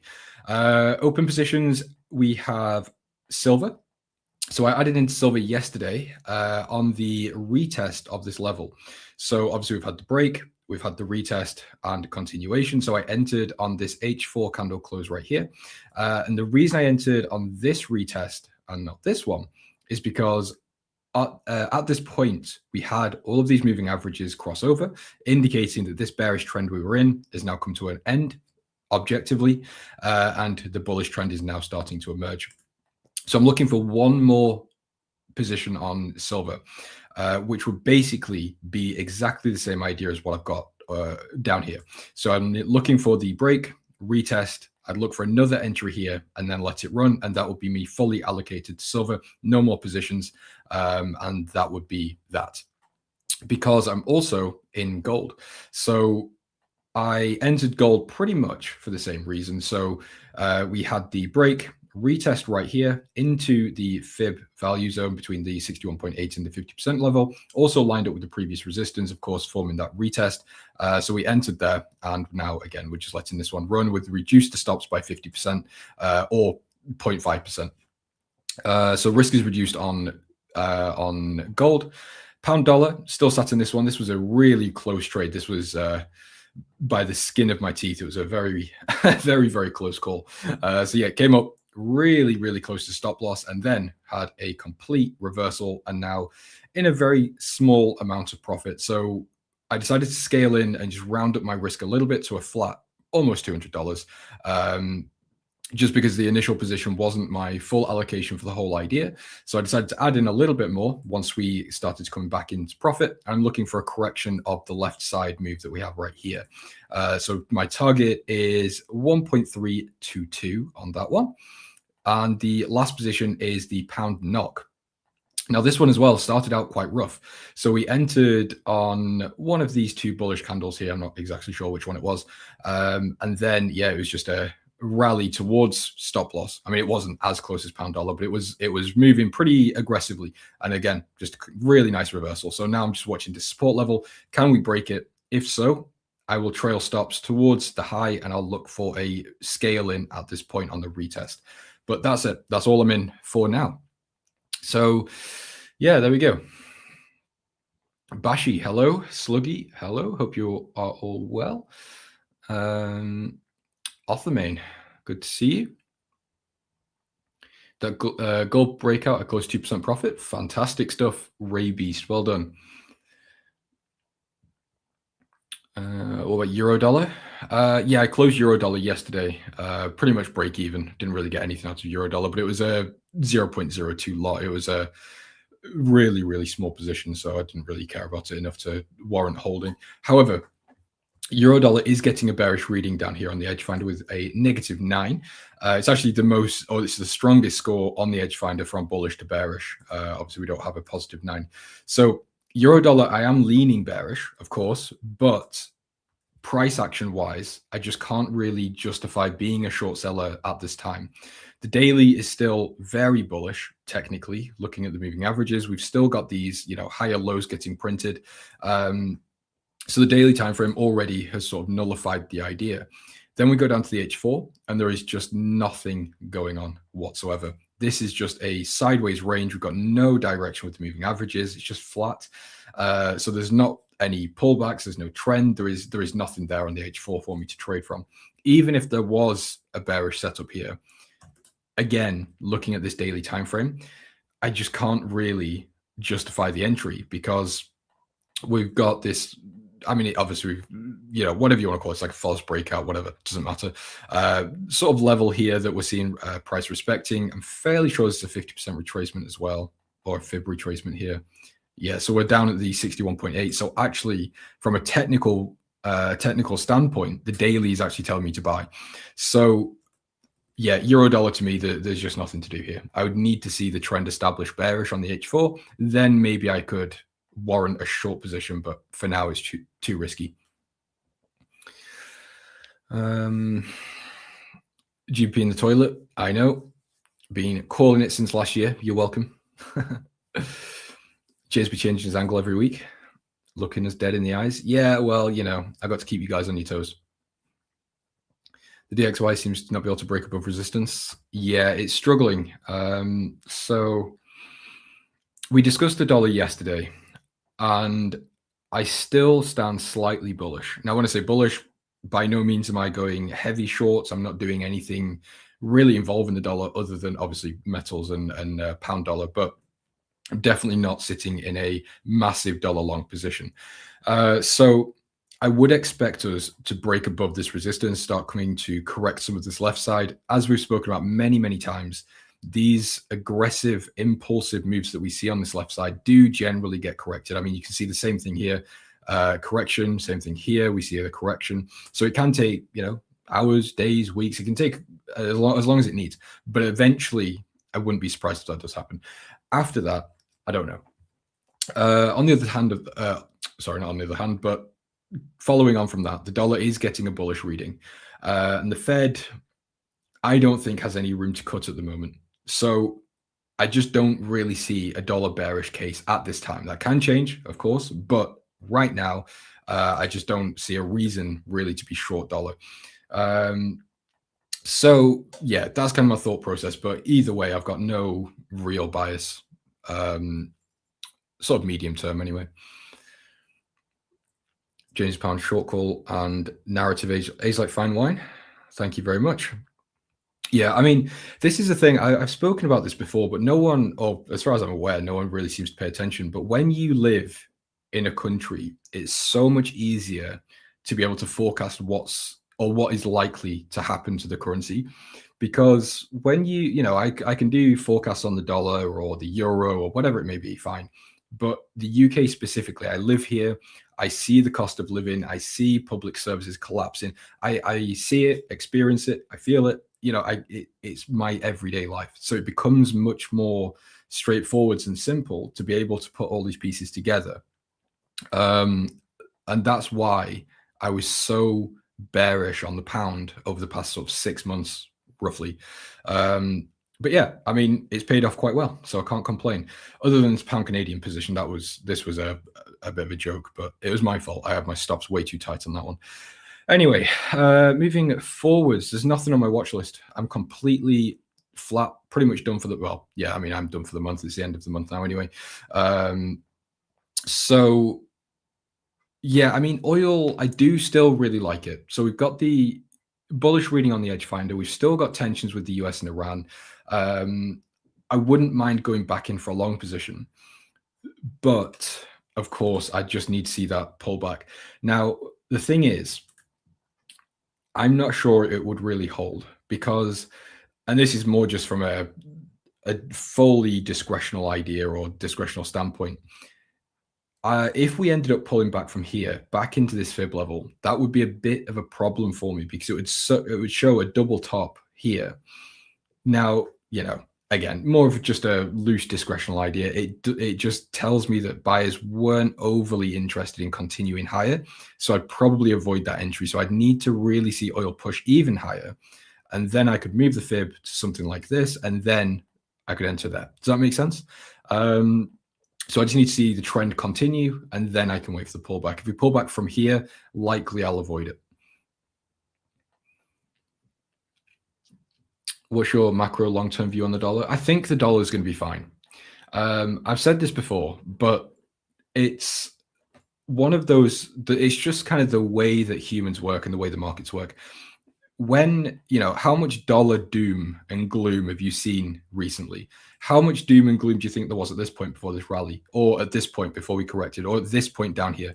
How many times on these drops do you think people have said, "Oh, the dollar's doomed, de-dollarization, the U.S. economy's collapsing, blah blah blah," and then we completely turn around and start a bullish cycle? I'm not saying that's going to be the same. Of course, no one will be able to tell you that 100%. But it just makes me cautious that, you know, we've got this weekly support, we've got this multi-year trend line. To be honest, the fundamentals to me aren't very concerning at all. We've still got a lot of left side here that I do think we could see a correction of. So yeah, if I had to say long term, I would be bullish. But again, it's not anything I'm trading from. It's not anything that I'm overly bothered about, to be honest. The DXY is so boring. It is. Yeah, it is a bit of a snooze fest. Citibank calling 1.24 on GU by the end of the year. Are they? Interesting. Let's see. 1.24. That is a large target. So we're expecting all the way down here. All right, let's mark that up and have a look. 1.24. Let's go weekly. I mean, to be honest, it's obviously possible. Anything theoretically is possible. But in my opinion, for 1.24 to get hit, we'd need to see a pivot in the Fed, because we've already got the dovish Bank of England, fine. But I think we can't really see long-term sustained dollar strength unless we get a hawkish Fed. I mean, although I am bullish on the dollar, again, loosely and lightly, I'm not convinced that we can just suddenly have a massive turnaround and a complete reversal. So, but again, I'll be honest, I don't care. And when I say I don't care, it's obviously I don't trade multi-month timeframes, really, unless it's gold and silver, or silver specifically. People are scared. People are afraid to catch falling knives since they don't know what's going on with the macros. Yes, that is also a great point.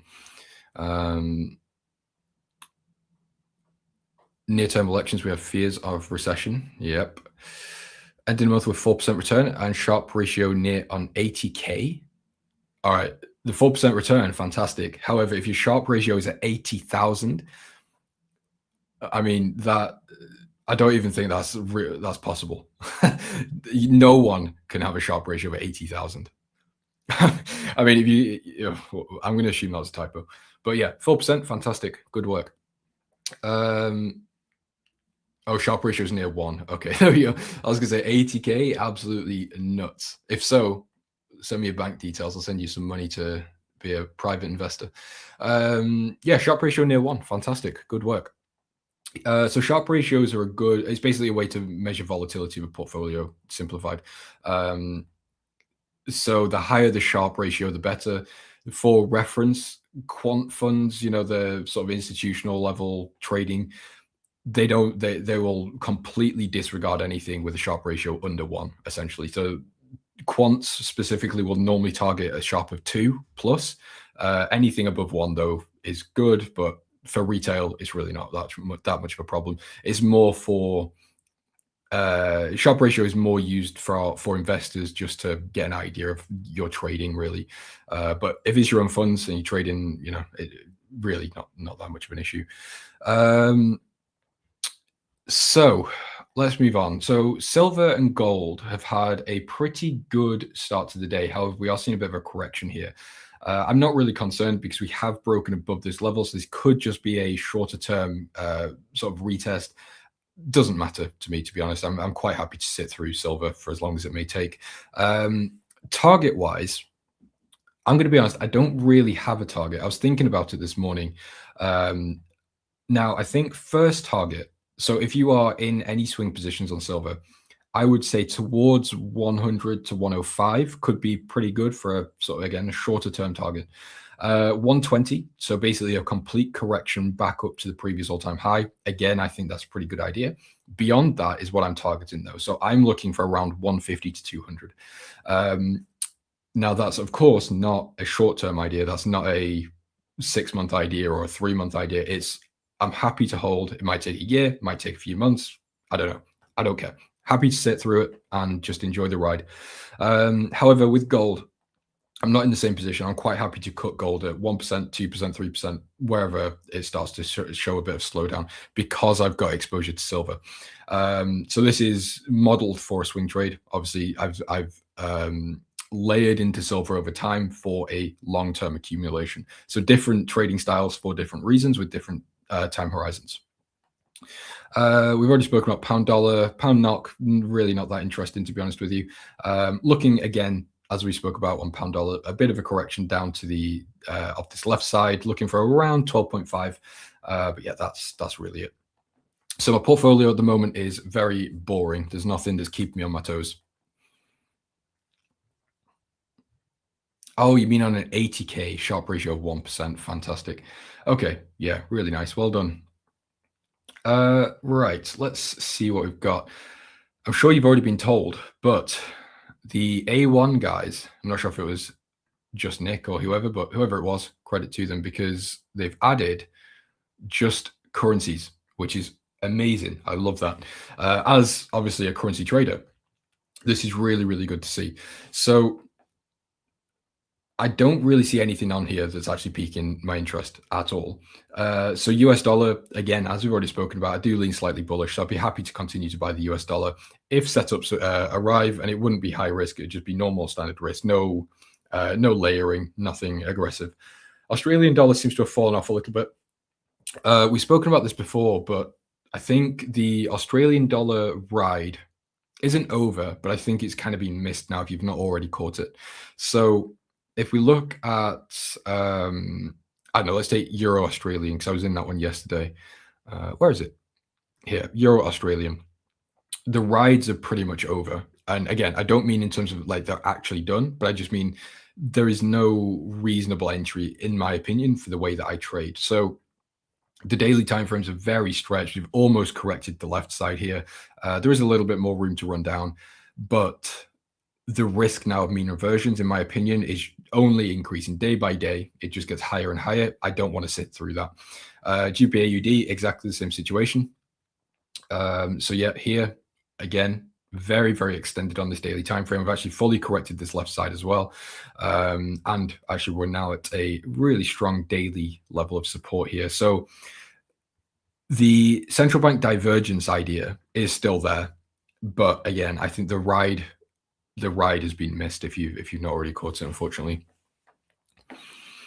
This sucks churning this Training morning? I've got no idea what you mean, ball out. You're talking about the market open? I've not checked, actually. Let's have a look at the open. Oops. Oh yeah, really flat actually. Bearish. Oops, bearish pre-market, but yeah, nothing. Yeah, nothing at all from this open. Interesting. I suppose, to be honest, yeah, really aggressive downside, really, actually this week.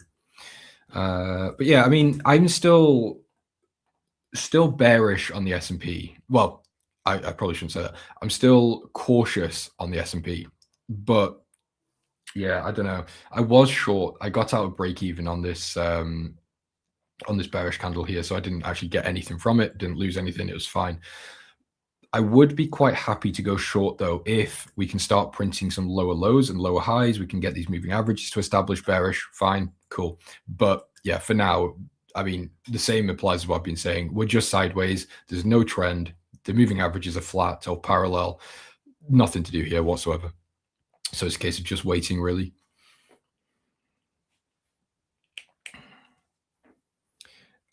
Before taking trade, you run COSI probability and EV. Yep. I think that's, yeah, I mean, if you're doing backtests with code, so you're running simulations for finding your EV probability, Sharpe ratios, things like that, it's fantastic for fully mechanical strategies. But when you trade macro, so like fundamentals, policy, things like that, it gets a little bit more difficult to build a full backtest because, you know, you could have a technical setup that's really valid, but if you rely on things like central bank policy, inflation, geopolitics, all those types of things, it becomes obviously more discretional and off the charts. So it becomes, yeah, the back tests from code become a little bit unreliable. Caught a few good ones, but nothing special. Fair enough, ball out. As long as you made some money, well done. Missed 18 R&R. Got swerved twice as well. Bashi. Bad way to end the week. Unfortunate. I've just seen the momentum model guide has been dropped in the chat. If you are interested in learning how to use the EdgeFinder to discover trades, so we go through trade discovery, trade execution, risk management, and a little bit of portfolio management, nothing overly complicated, nothing in depth. It's more, or I developed it more for traders that are wanting to learn, not necessarily experienced traders that already know what they're doing. So if you are someone that's sat in the background lurking and you want a free, again, 100% free, no strings attached, fill out the jot form and you'll be emailed a full video and a full PDF. It'll give you my technical strategy and the EdgeFinder walkthrough on how to find and validate trades. Macros are ever changing, never static. Exactly. So I tried to backtest my strategy with macros. It's so obviously backtesting is time consuming anyway. Backtesting with macro in mind, it's ridiculous because depending on how far you go, sure, you could use the EdgeFinder to check what the situation was, but even that is a long process. Again, if you're doing your backtests, or you could use something like Fred, but it's just so time consuming to do that. And to be honest, if you understand how to use macro and you've got a repeatable technical strategy, there is no real complexity going on. Of course, that's not me saying you shouldn't backtest. You absolutely should. But I do think, again, if you're more of a macro trader, it does become much more difficult to backtest and get those results that will truly reflect what you can expect. So I'm just looking at oil here on the H1. I've only got a few minutes left. That's gone quick. If you are a intraday trader or you're a scalper, there might be an entry opportunity here. Now, again, I'm not going to be looking for this, not my interest right now. But I'm just noticing we do on the H4, we've got this resistance level. And then if we go to the H1, we've obviously broken. This could be a little retest for a little bit of a bounce. Whether it continues from there, I don't know. I don't really mind. But again, if you are sort of intraday, we could be looking for a bounce off this level, maybe just a quick scalp to the previous high and beyond, maybe. Anyway, let me just see who's on after. There might not be anyone on after me, actually. Let me just check. There is. Marco is coming on in about 5 minutes. So we'll do a little bit more and then I'll throw over to him. I appreciate that, Bashi. Can you open the copper scorecard in the EdgeFinder? Of course I can. Hold on. Let me just find metals here.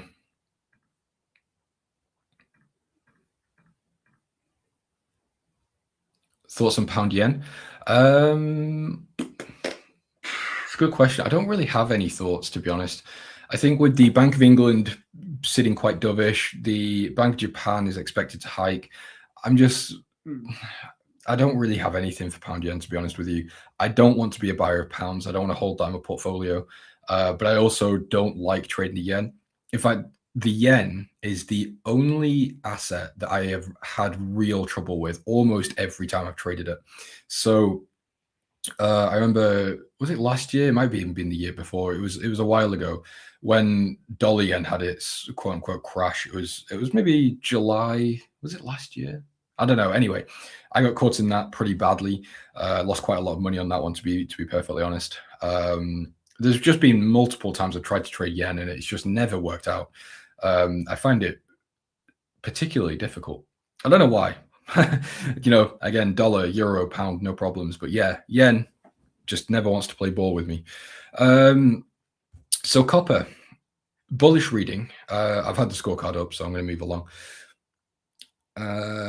Yeah, so we were looking at copper. Was it yesterday? I think we've looked at copper throughout the week. So what I was saying on copper is there is not really anything for me to do. I mean, I can't trade it on here anyway, but we're sideways. There's been absolutely nothing since the start of the year on copper in terms of a trend. So if we were to be buyers, or we wanted to be buyers, I think the most reasonable entry would be waiting for the break, the retest, and a continuation. On the other hand, we could actually look to buy support. I think that would also be quite valid. But whilst we're inside this trend, whilst we're inside this range, I just don't see any trading opportunities at all.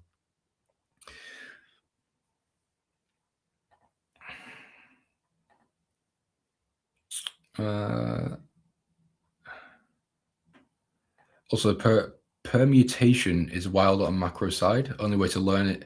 Yeah, that is true, Sluggy. I've found that actually since I've had my mentorship and teaching the economics. It's like, I do my best to explain all the different nuances and contexts and situations, but that's kind of the thing when it comes to economics. Like, you could read all the books, you can do everything, but they are situation dependent, really. Not every time, you can understand the if then X or the cause and effect and things, but yeah, the sort of situational nuances can be quite difficult to understand sometimes. Thoughts on CAD? I mean, CAD is going to get support from oil anyway.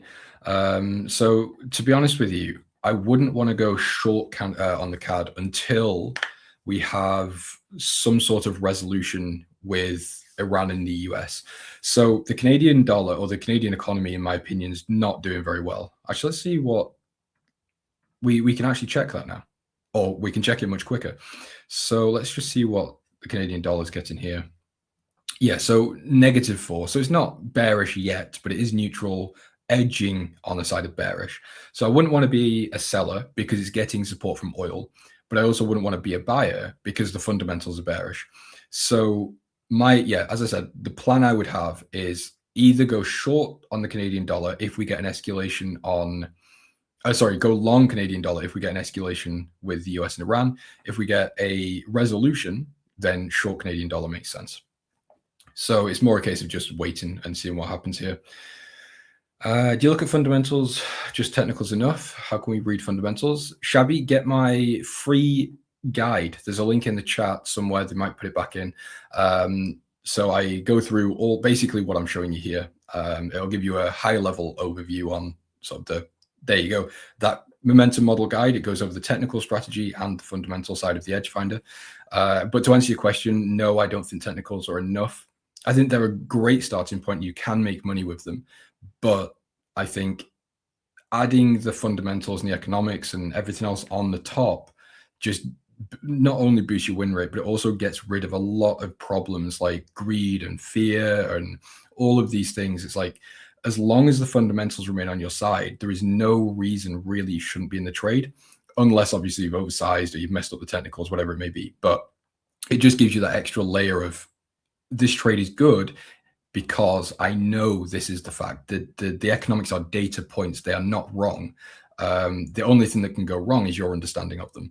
So it's not like technicals where you've got a trend line or you've got whatever it may be that can be fully discretional and subjective, and it can vary per entry or per trade. Fundamentals don't do that. Of course, the data changes, but what that data means doesn't, if you understand it, you understand it. Do you get what I'm saying? Anyway, I'm going to head off. What do I think of order flow trading? I don't know. Never done it. I can't give a valid opinion on that one, unfortunately. Guys, I'm going to go because Marco is coming to take over the show. Guys, have a fantastic weekend. Thank you for being here. Enjoy the rest of your day. Stay safe and don't get margin called. Hey guys, I just wanted to jump in for a second and let you know a little bit about today's live stream sponsor, DNA Funded. DNA Funded has very generous profit sharing, up to 90%, and 3 different unique challenge types. For those looking to get funded, they also have speedy payouts, unlimited trading days on the first and second phase of their challenges, a very wide list of different things you can trade with over 800 different assets tradable, and maybe the most important component, a very experienced team behind the whole operation. So if you're interested in learning more about DNA Funded, click the link, check it out, see if it's right for you, and make sure to do your own due diligence to see if what they have to offer fits your trading style. For 20% off, you can use code A1T20. Again, that will be 20% off any of their challenges you'd like to check out. Thank you again to DNA Funded for sponsoring today's live stream. Now back to the show. Hello everyone. Welcome to my segment. Hope you didn't fly off. This is, by the way, the last segment for today, I believe. So I'm wrapping up Friday. Let's get started. Let me check out if I have any more codes left for the DNA giveaway. Yes, I have 2 more codes. Okay. One code is going to happen today. The next one will happen next week on Monday. So to get things started, I will go to my form, copy the form, and paste it in the comment section. What you need to do is you need to go to the form, you need to fill it out, and then you will get entered into the DNA funded giveaway. It is a 10K one phase account. So 10K one phase, that is pretty good, I would say. And yeah, check it out. Sign up with the link. Now let's get into the markets. Okay, let me just set something up in the background. Let's do, okay, great, awesome. So we got the DNA funded background. As far as the markets go,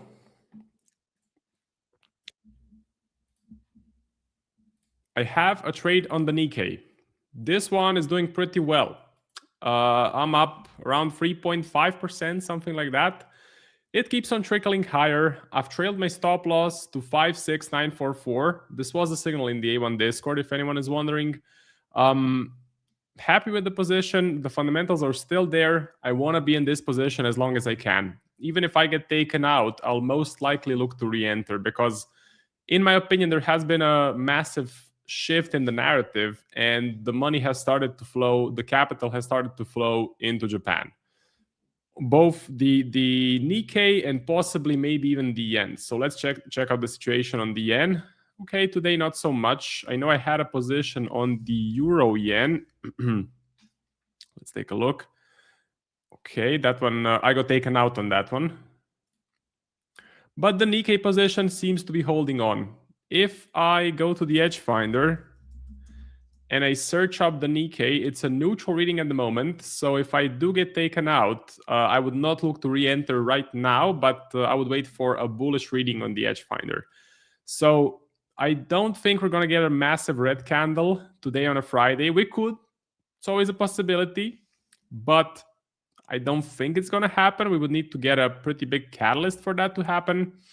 And then once we open on Monday, we're going to see if we gap up, gap down, or just stay flat, stay neutral. In the background, things are brewing. So in the background, the story is, I would say, the news that I'm watching and the reading that I've been doing, the story is still pretty bullish. So I think for 2026, buying the Nikkei is one of the great plays to have. I did have a gold position on my prop firm accounts. I closed it right before the stream, so I closed it for around 1% win. Quick gain on the prop accounts, quick gain on the Darwinex account. Now I'm actually eligible to possibly get an allocation from Darwinex, which should be interesting to see. Why did I close it? Why didn't I hold it through the weekend? Especially because we may get some US and Iran drama. If you have been following the US and Iran story, you would notice that China has sort of, I think they put out a recommendation for Chinese citizens to not go near Iran. And Israel has, I think, emptied their embassy or something like that. So essentially, Israel is moving people out of Iran as well. I guess things are heating up a little bit. If you're following financial juice, it's all very 50-50. You can find it in the market moving. Oman, we're finished with the day of US-Iran talks. Talks made significant progress. So that was coming from Iran, I believe. But then you had the US folks who said that the progress was very limited. So you're getting kind of two sides of the same story. But I'm interested, what do you guys think? So put it in the comment section. Do you think the conflict heats up over the weekend, or do you think the conflict resolves in the next week? I'm interested to see what you guys think. So write down heats up, or write down cools off, or kind of reaches a agreement. Me personally, if you're wondering, I don't know. I think they're going to make an agreement. Because there's so much military, so much US military around Iran. I don't think they will do something silly, okay? But you never know. Oil is flying, which is another. So oil right here is flying, which is another sign that, basically, conflict heating up. Usually how it goes, oil is very much impacted by geopolitics. Iran and the US are major players in the oil market, right? Especially Iran. So if something happens to the supply, you know what happens to the price. Supply disruption, price goes up. I think Nick has been buying oil right on this 20 MA. I think he bought here and he bought here as well. So had some awesome positions. Me personally, I do get a lot of questions. What are you doing about oil? What's your game plan on oil? I'm patient. It's so impacted by geopolitics. I don't have a lot of experience on it. EdgeFinder is bullish. I have to say that. So US oil, EdgeFinder printing a bullish reading, but for me personally, it's a very dangerous asset to trade, and I just want to stay away. So not my favorite thing in the world. To go for the watch list, so I have the position on the Nikkei. I exited the gold position. I'm out. Aussie dollar, and I look to re-enter. So gold, if we pull back to the 20 MA, and if the EdgeFinder prints bullish, I'll look to re-enter, and I'll look to get in on my personal account as well. If we get a nice bullish reading on gold, if the conflict heats up, that's bullish gold. That pushes us into a risk-off situation, and that is bullish gold. So essentially, I want to buy on the pullback to the 20 MA. Aussie dollar, yeah, I want to get in, but it seems to be going up without me. Pound Aussie, flying lower. So no pullbacks, no Fs given, just a straight shot to the downside. I want to get in on a pullback. So let's see, GBP AUD. Bearish reading on the EdgeFinder. As far as support goes, I don't know. This has been a massive flyer. This has just been melting lower. We are now at some pretty crucial support. This is pretty crucial support. So 1.89, pretty significant support level. You have this low right here as well. So yeah, that's that could be a bit of a bounce. If we do bounce up, if we do go a bit higher, well, that could give me an opportunity to get in. If this happens, we hit the 20 MA. Yeah, I think so. I think that could be all right. So that's the watch list for today. Nothing fancy. Same old stuff as I had for the whole week, I would say. Looking at USD JPY, not much happening there. Looking at the stock market seems to be selling off a little bit, but not much. Dow seems to be selling off definitely. Russell flat. The DAX holding up nicely. The DAX is actually holding up quite well. So the DAX looks fine. If we go into all-time highs, I would be pretty interested to look for buy setups on the DAX. So I'll have to consider this. I have the alert set, and if we do print a bullish reading on the EdgeFinder, that would be pretty nice. If we get a bullish reading right here, that would be really, really nice to buy the DAX. Bitcoin flat right there. Ethereum flat as well. Oil we mentioned crushing higher. Okay, is anything moving in a crazy manner? Silver actually doing pretty well. Silver is actually flying today. It's above the 20 MA, starting to become interesting. My favorite is still gold. If I get an opportunity, I would still pick gold over silver, but silver is starting to improve as well. Nice to see, definitely nice to see. I'm gonna post the link to the form for the giveaway one more time. So check out the comment section, go to the form and fill it out. You'll get entered into a 10K one-phase DNA account giveaway. So let's see the comments. Let's see the comments. Raging Fire, hello, I'm doing pretty well. Watch out on Iran this and next week, guys. Definitely do. Hello, Sluggy. Cycling Club, welcome. Azen is I am USD JPY. I am Batman or Spider-Man. I'm not sure which one has the quote. I'm Batman, I think that's the quote. So USD JPY.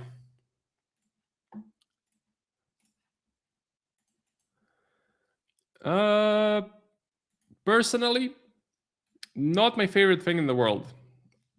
Dollar is catching a bid.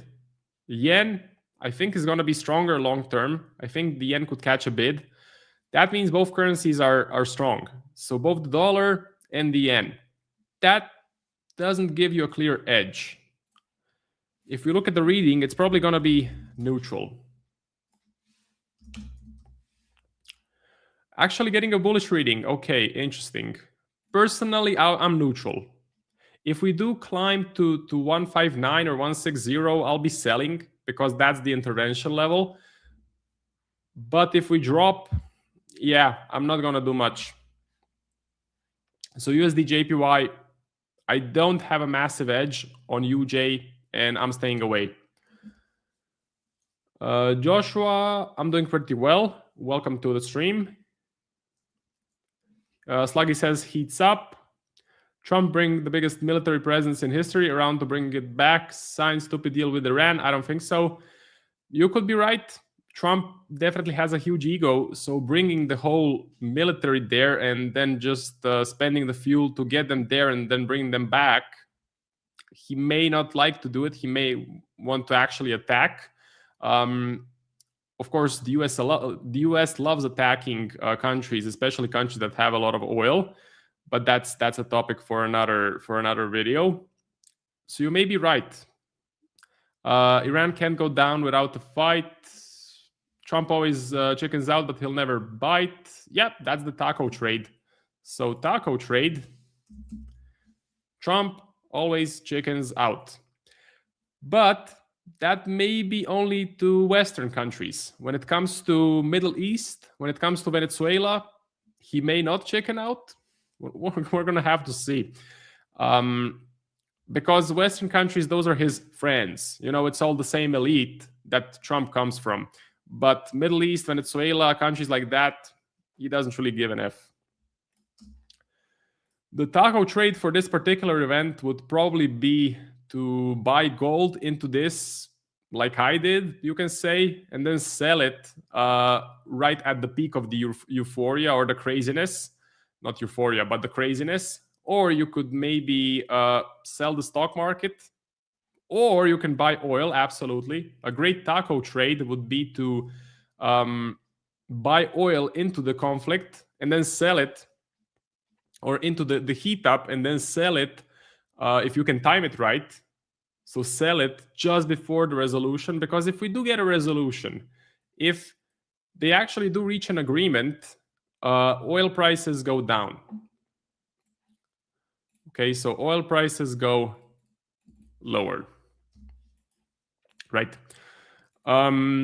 Okay. Time for the giveaway. Let me see how many names we have. Today is the 27th. Not the last day of the month, but last trading day of the month. We have quite a lot of entries. Okay, awesome. Awesome. Great to see that. So let's copy the names. Oops. Just a second. Yep. Copy. We go to our famous wheel. And let's see. So, David or Nabil? Nabil C. David, you were first. Maybe next time. So, Nabil C, congrats on being the winner. I have your email. So, after my segment, I will email you with the code. It's a 10K one phase account on DNA funded. If you didn't win, but you're looking to expand your trading capital, definitely do check out DNA funded. So this is my personal 25K two-phase account. It is not gifted by DNA.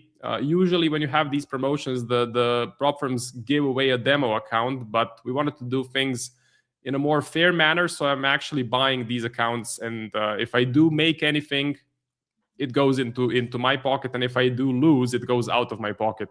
So I've had a pretty good experience so far. There's a big broker behind this firm. Anything that I needed got resolved pretty quickly. The support is pretty quick.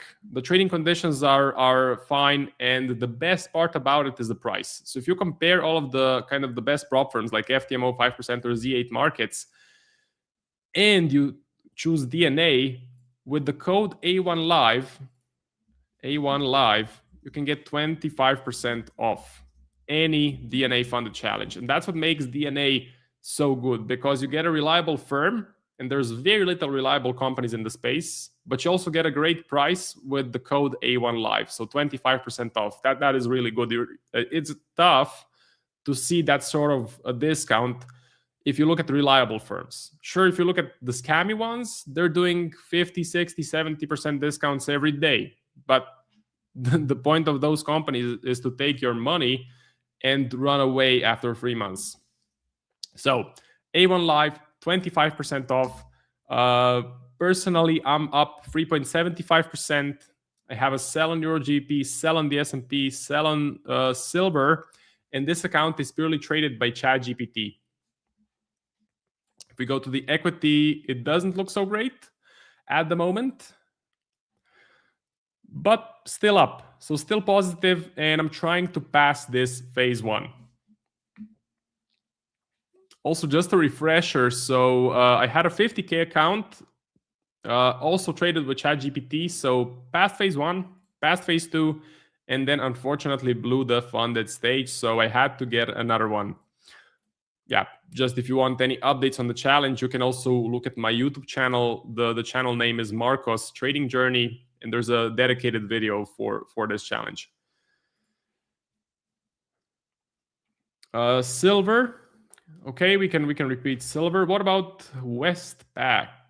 Not sure what you mean about Westpac. EU.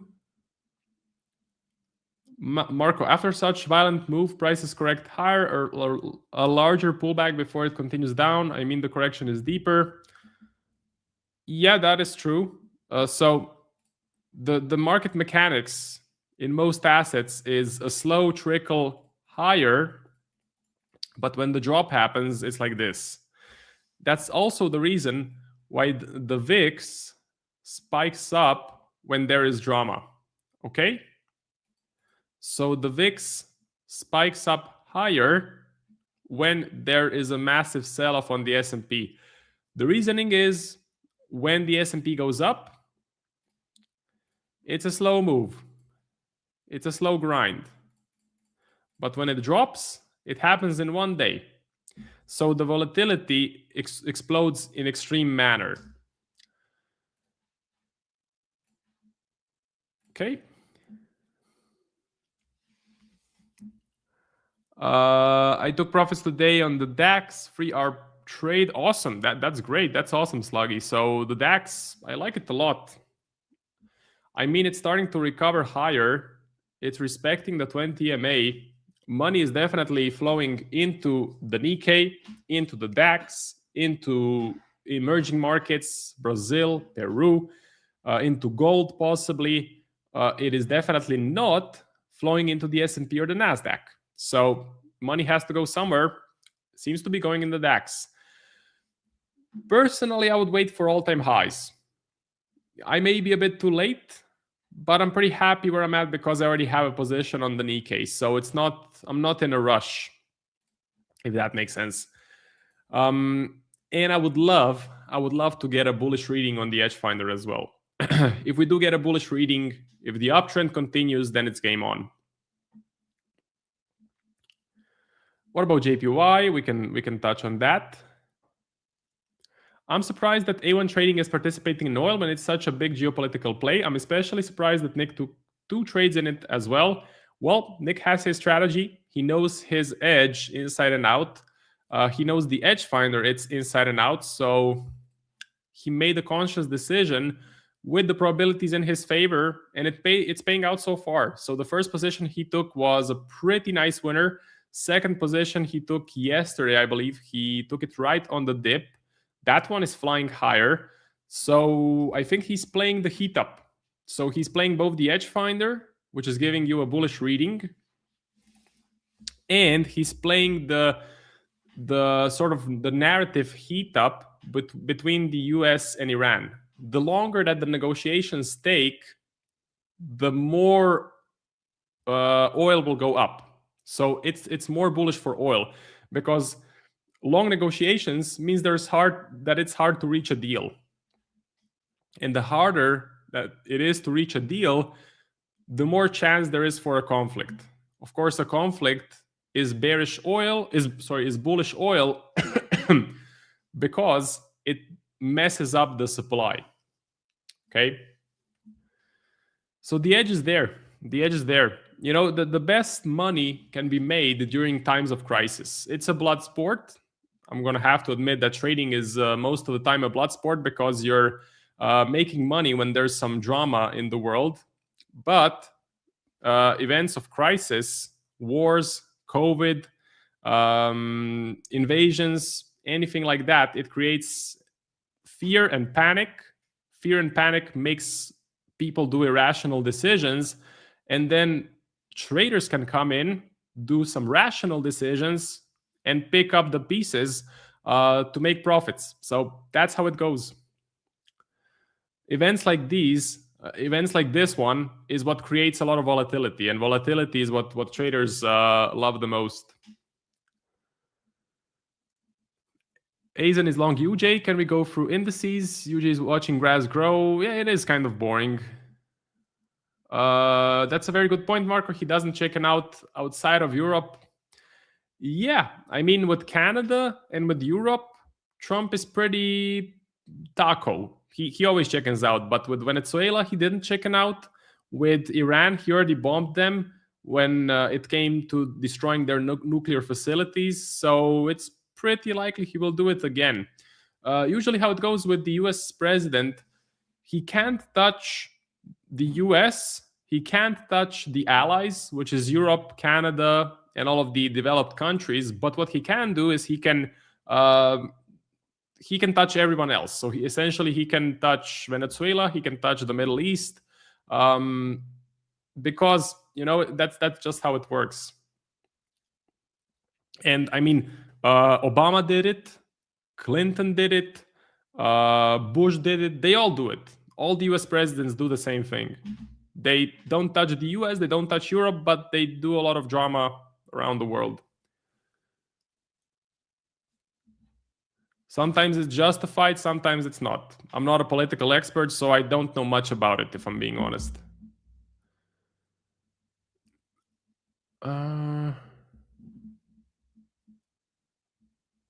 Your voice muffles every time you spin the wheel. I guess it's because an added sort of source comes in. The wheel has a sound as well. Marco, you're so funny but true about Trump. Well, thank you. Trump is also a funny guy, but pretty tough to read. I mean, he's kind of easy to read actually, but he flip-flops back and forth so much that it becomes very exhausting to follow him. Aizen says, Marco, I'm up 3% this month on DNA 50K phase 2. Awesome. Congratulations. That's a great achievement. That is awesome. I'm really happy for you. What do you think about Aussie yen?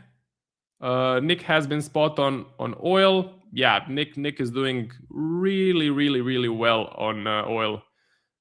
Diddy did it. That's funny. Epstein was a trader. Yeah, apparently Epstein was like this crazy good trader with awesome results, but no one can find his track record. No one knows where he got the capital to trade with. No one knows the banks he was trading with. So essentially it was all fake. Someone obviously financed him, but this is not the channel to discuss those things. It's just super interesting. Americans never like talking about politics because they sometimes agree with the heinous things that the country does. I mean, I agree with some of the things that the US does. I like the US. I think it's a pretty good country. But sometimes they do some pretty crazy stuff, and you have to call them out. So it's all about being rational and keeping a rational mind.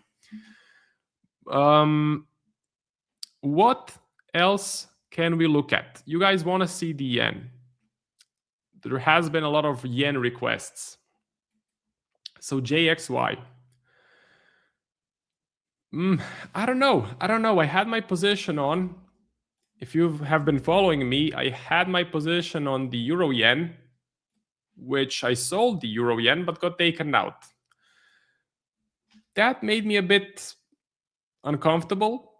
Not uncomfortable, but it made me a bit patient. So now I'm looking for the narrative to develop a bit more. I can see the thesis with the Nikkei is working well because the Nikkei is continuing to go higher. So the capital is definitely flowing into the Nikkei, into the Japanese stock market. The yen, not so much. We have had really flat price action lately. People are not sure. Will we get rate hikes? Will we keep the rate the same? The Prime Minister Takaishi, she wants to keep the rates the same. Governor Ueda, Bank of Japan Governor Ueda, he wants to raise interest rates. What is currently priced in is, with the BOJ, hiking of interest rates. So by the end of 2026, the interest rate should go from 0.75 to 1.25. That is what is priced in. So there's a bit of a battle. There's a bit of a tug of war. Takaishi wants neutral rates, while Ueda wants higher interest rates. Who will win? We don't know yet. If we get neutral rates, if the rate stays the same, yen goes down. Nikkei goes flying. If we get higher rates, Nikkei probably doesn't benefit, but the yen should appreciate. The yen should gain value. So I don't have a clear view at the moment, and I'm being patient. That's about it. I know there was Aussie yen. That was a request. So let's take a look at the Aussie yen.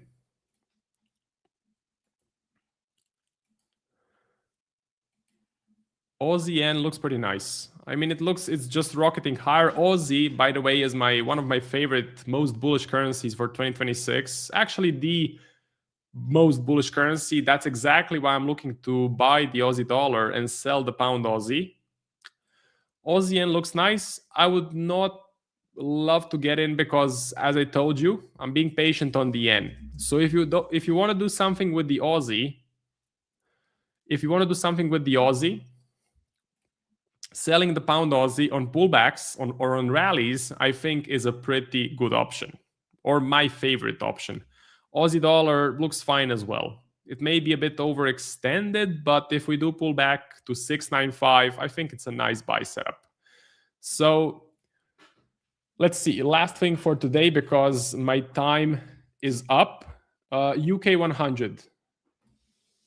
UK 100. The last rant for the week. Flying higher, looks great, looks really, really good. My main point, the current narrative for 2026 is new money is going into the UK 100, into the Nikkei, into the DAX, into gold, into Brazil, Peru, emerging markets. It's not going into the S&P. So that means you should focus on diversification. You should focus on these different indices, different markets, because the profits are definitely there. You can see the UK 100 absolutely flying. You can see the Nikkei absolutely flying. You can see the DAX doing okay. So much better to play this sort of price action, right? This looks much better, much easier to trade than what you have on the S&P or what you have on the Nasdaq. Think about it. If you want to know more about it, if you want to get all of my trade signals, definitely consider joining the A1 Discord. Link is in the description of this live stream, and you can use the code Marco to get 25% off. So I talk about this exactly and a lot more in the A1 Discord. This is about it from me. Good luck in the next week. Take a break over the weekend, recharge your batteries. Let's see what happens with the US and Iran. And yeah, I wish you all a great weekend, and congrats to the winner of the giveaway. Goodbye.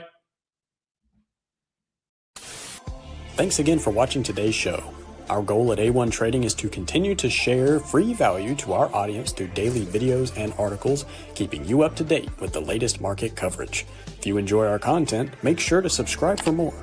From all of us at A1 Trading, have a great day, and we'll see you next time.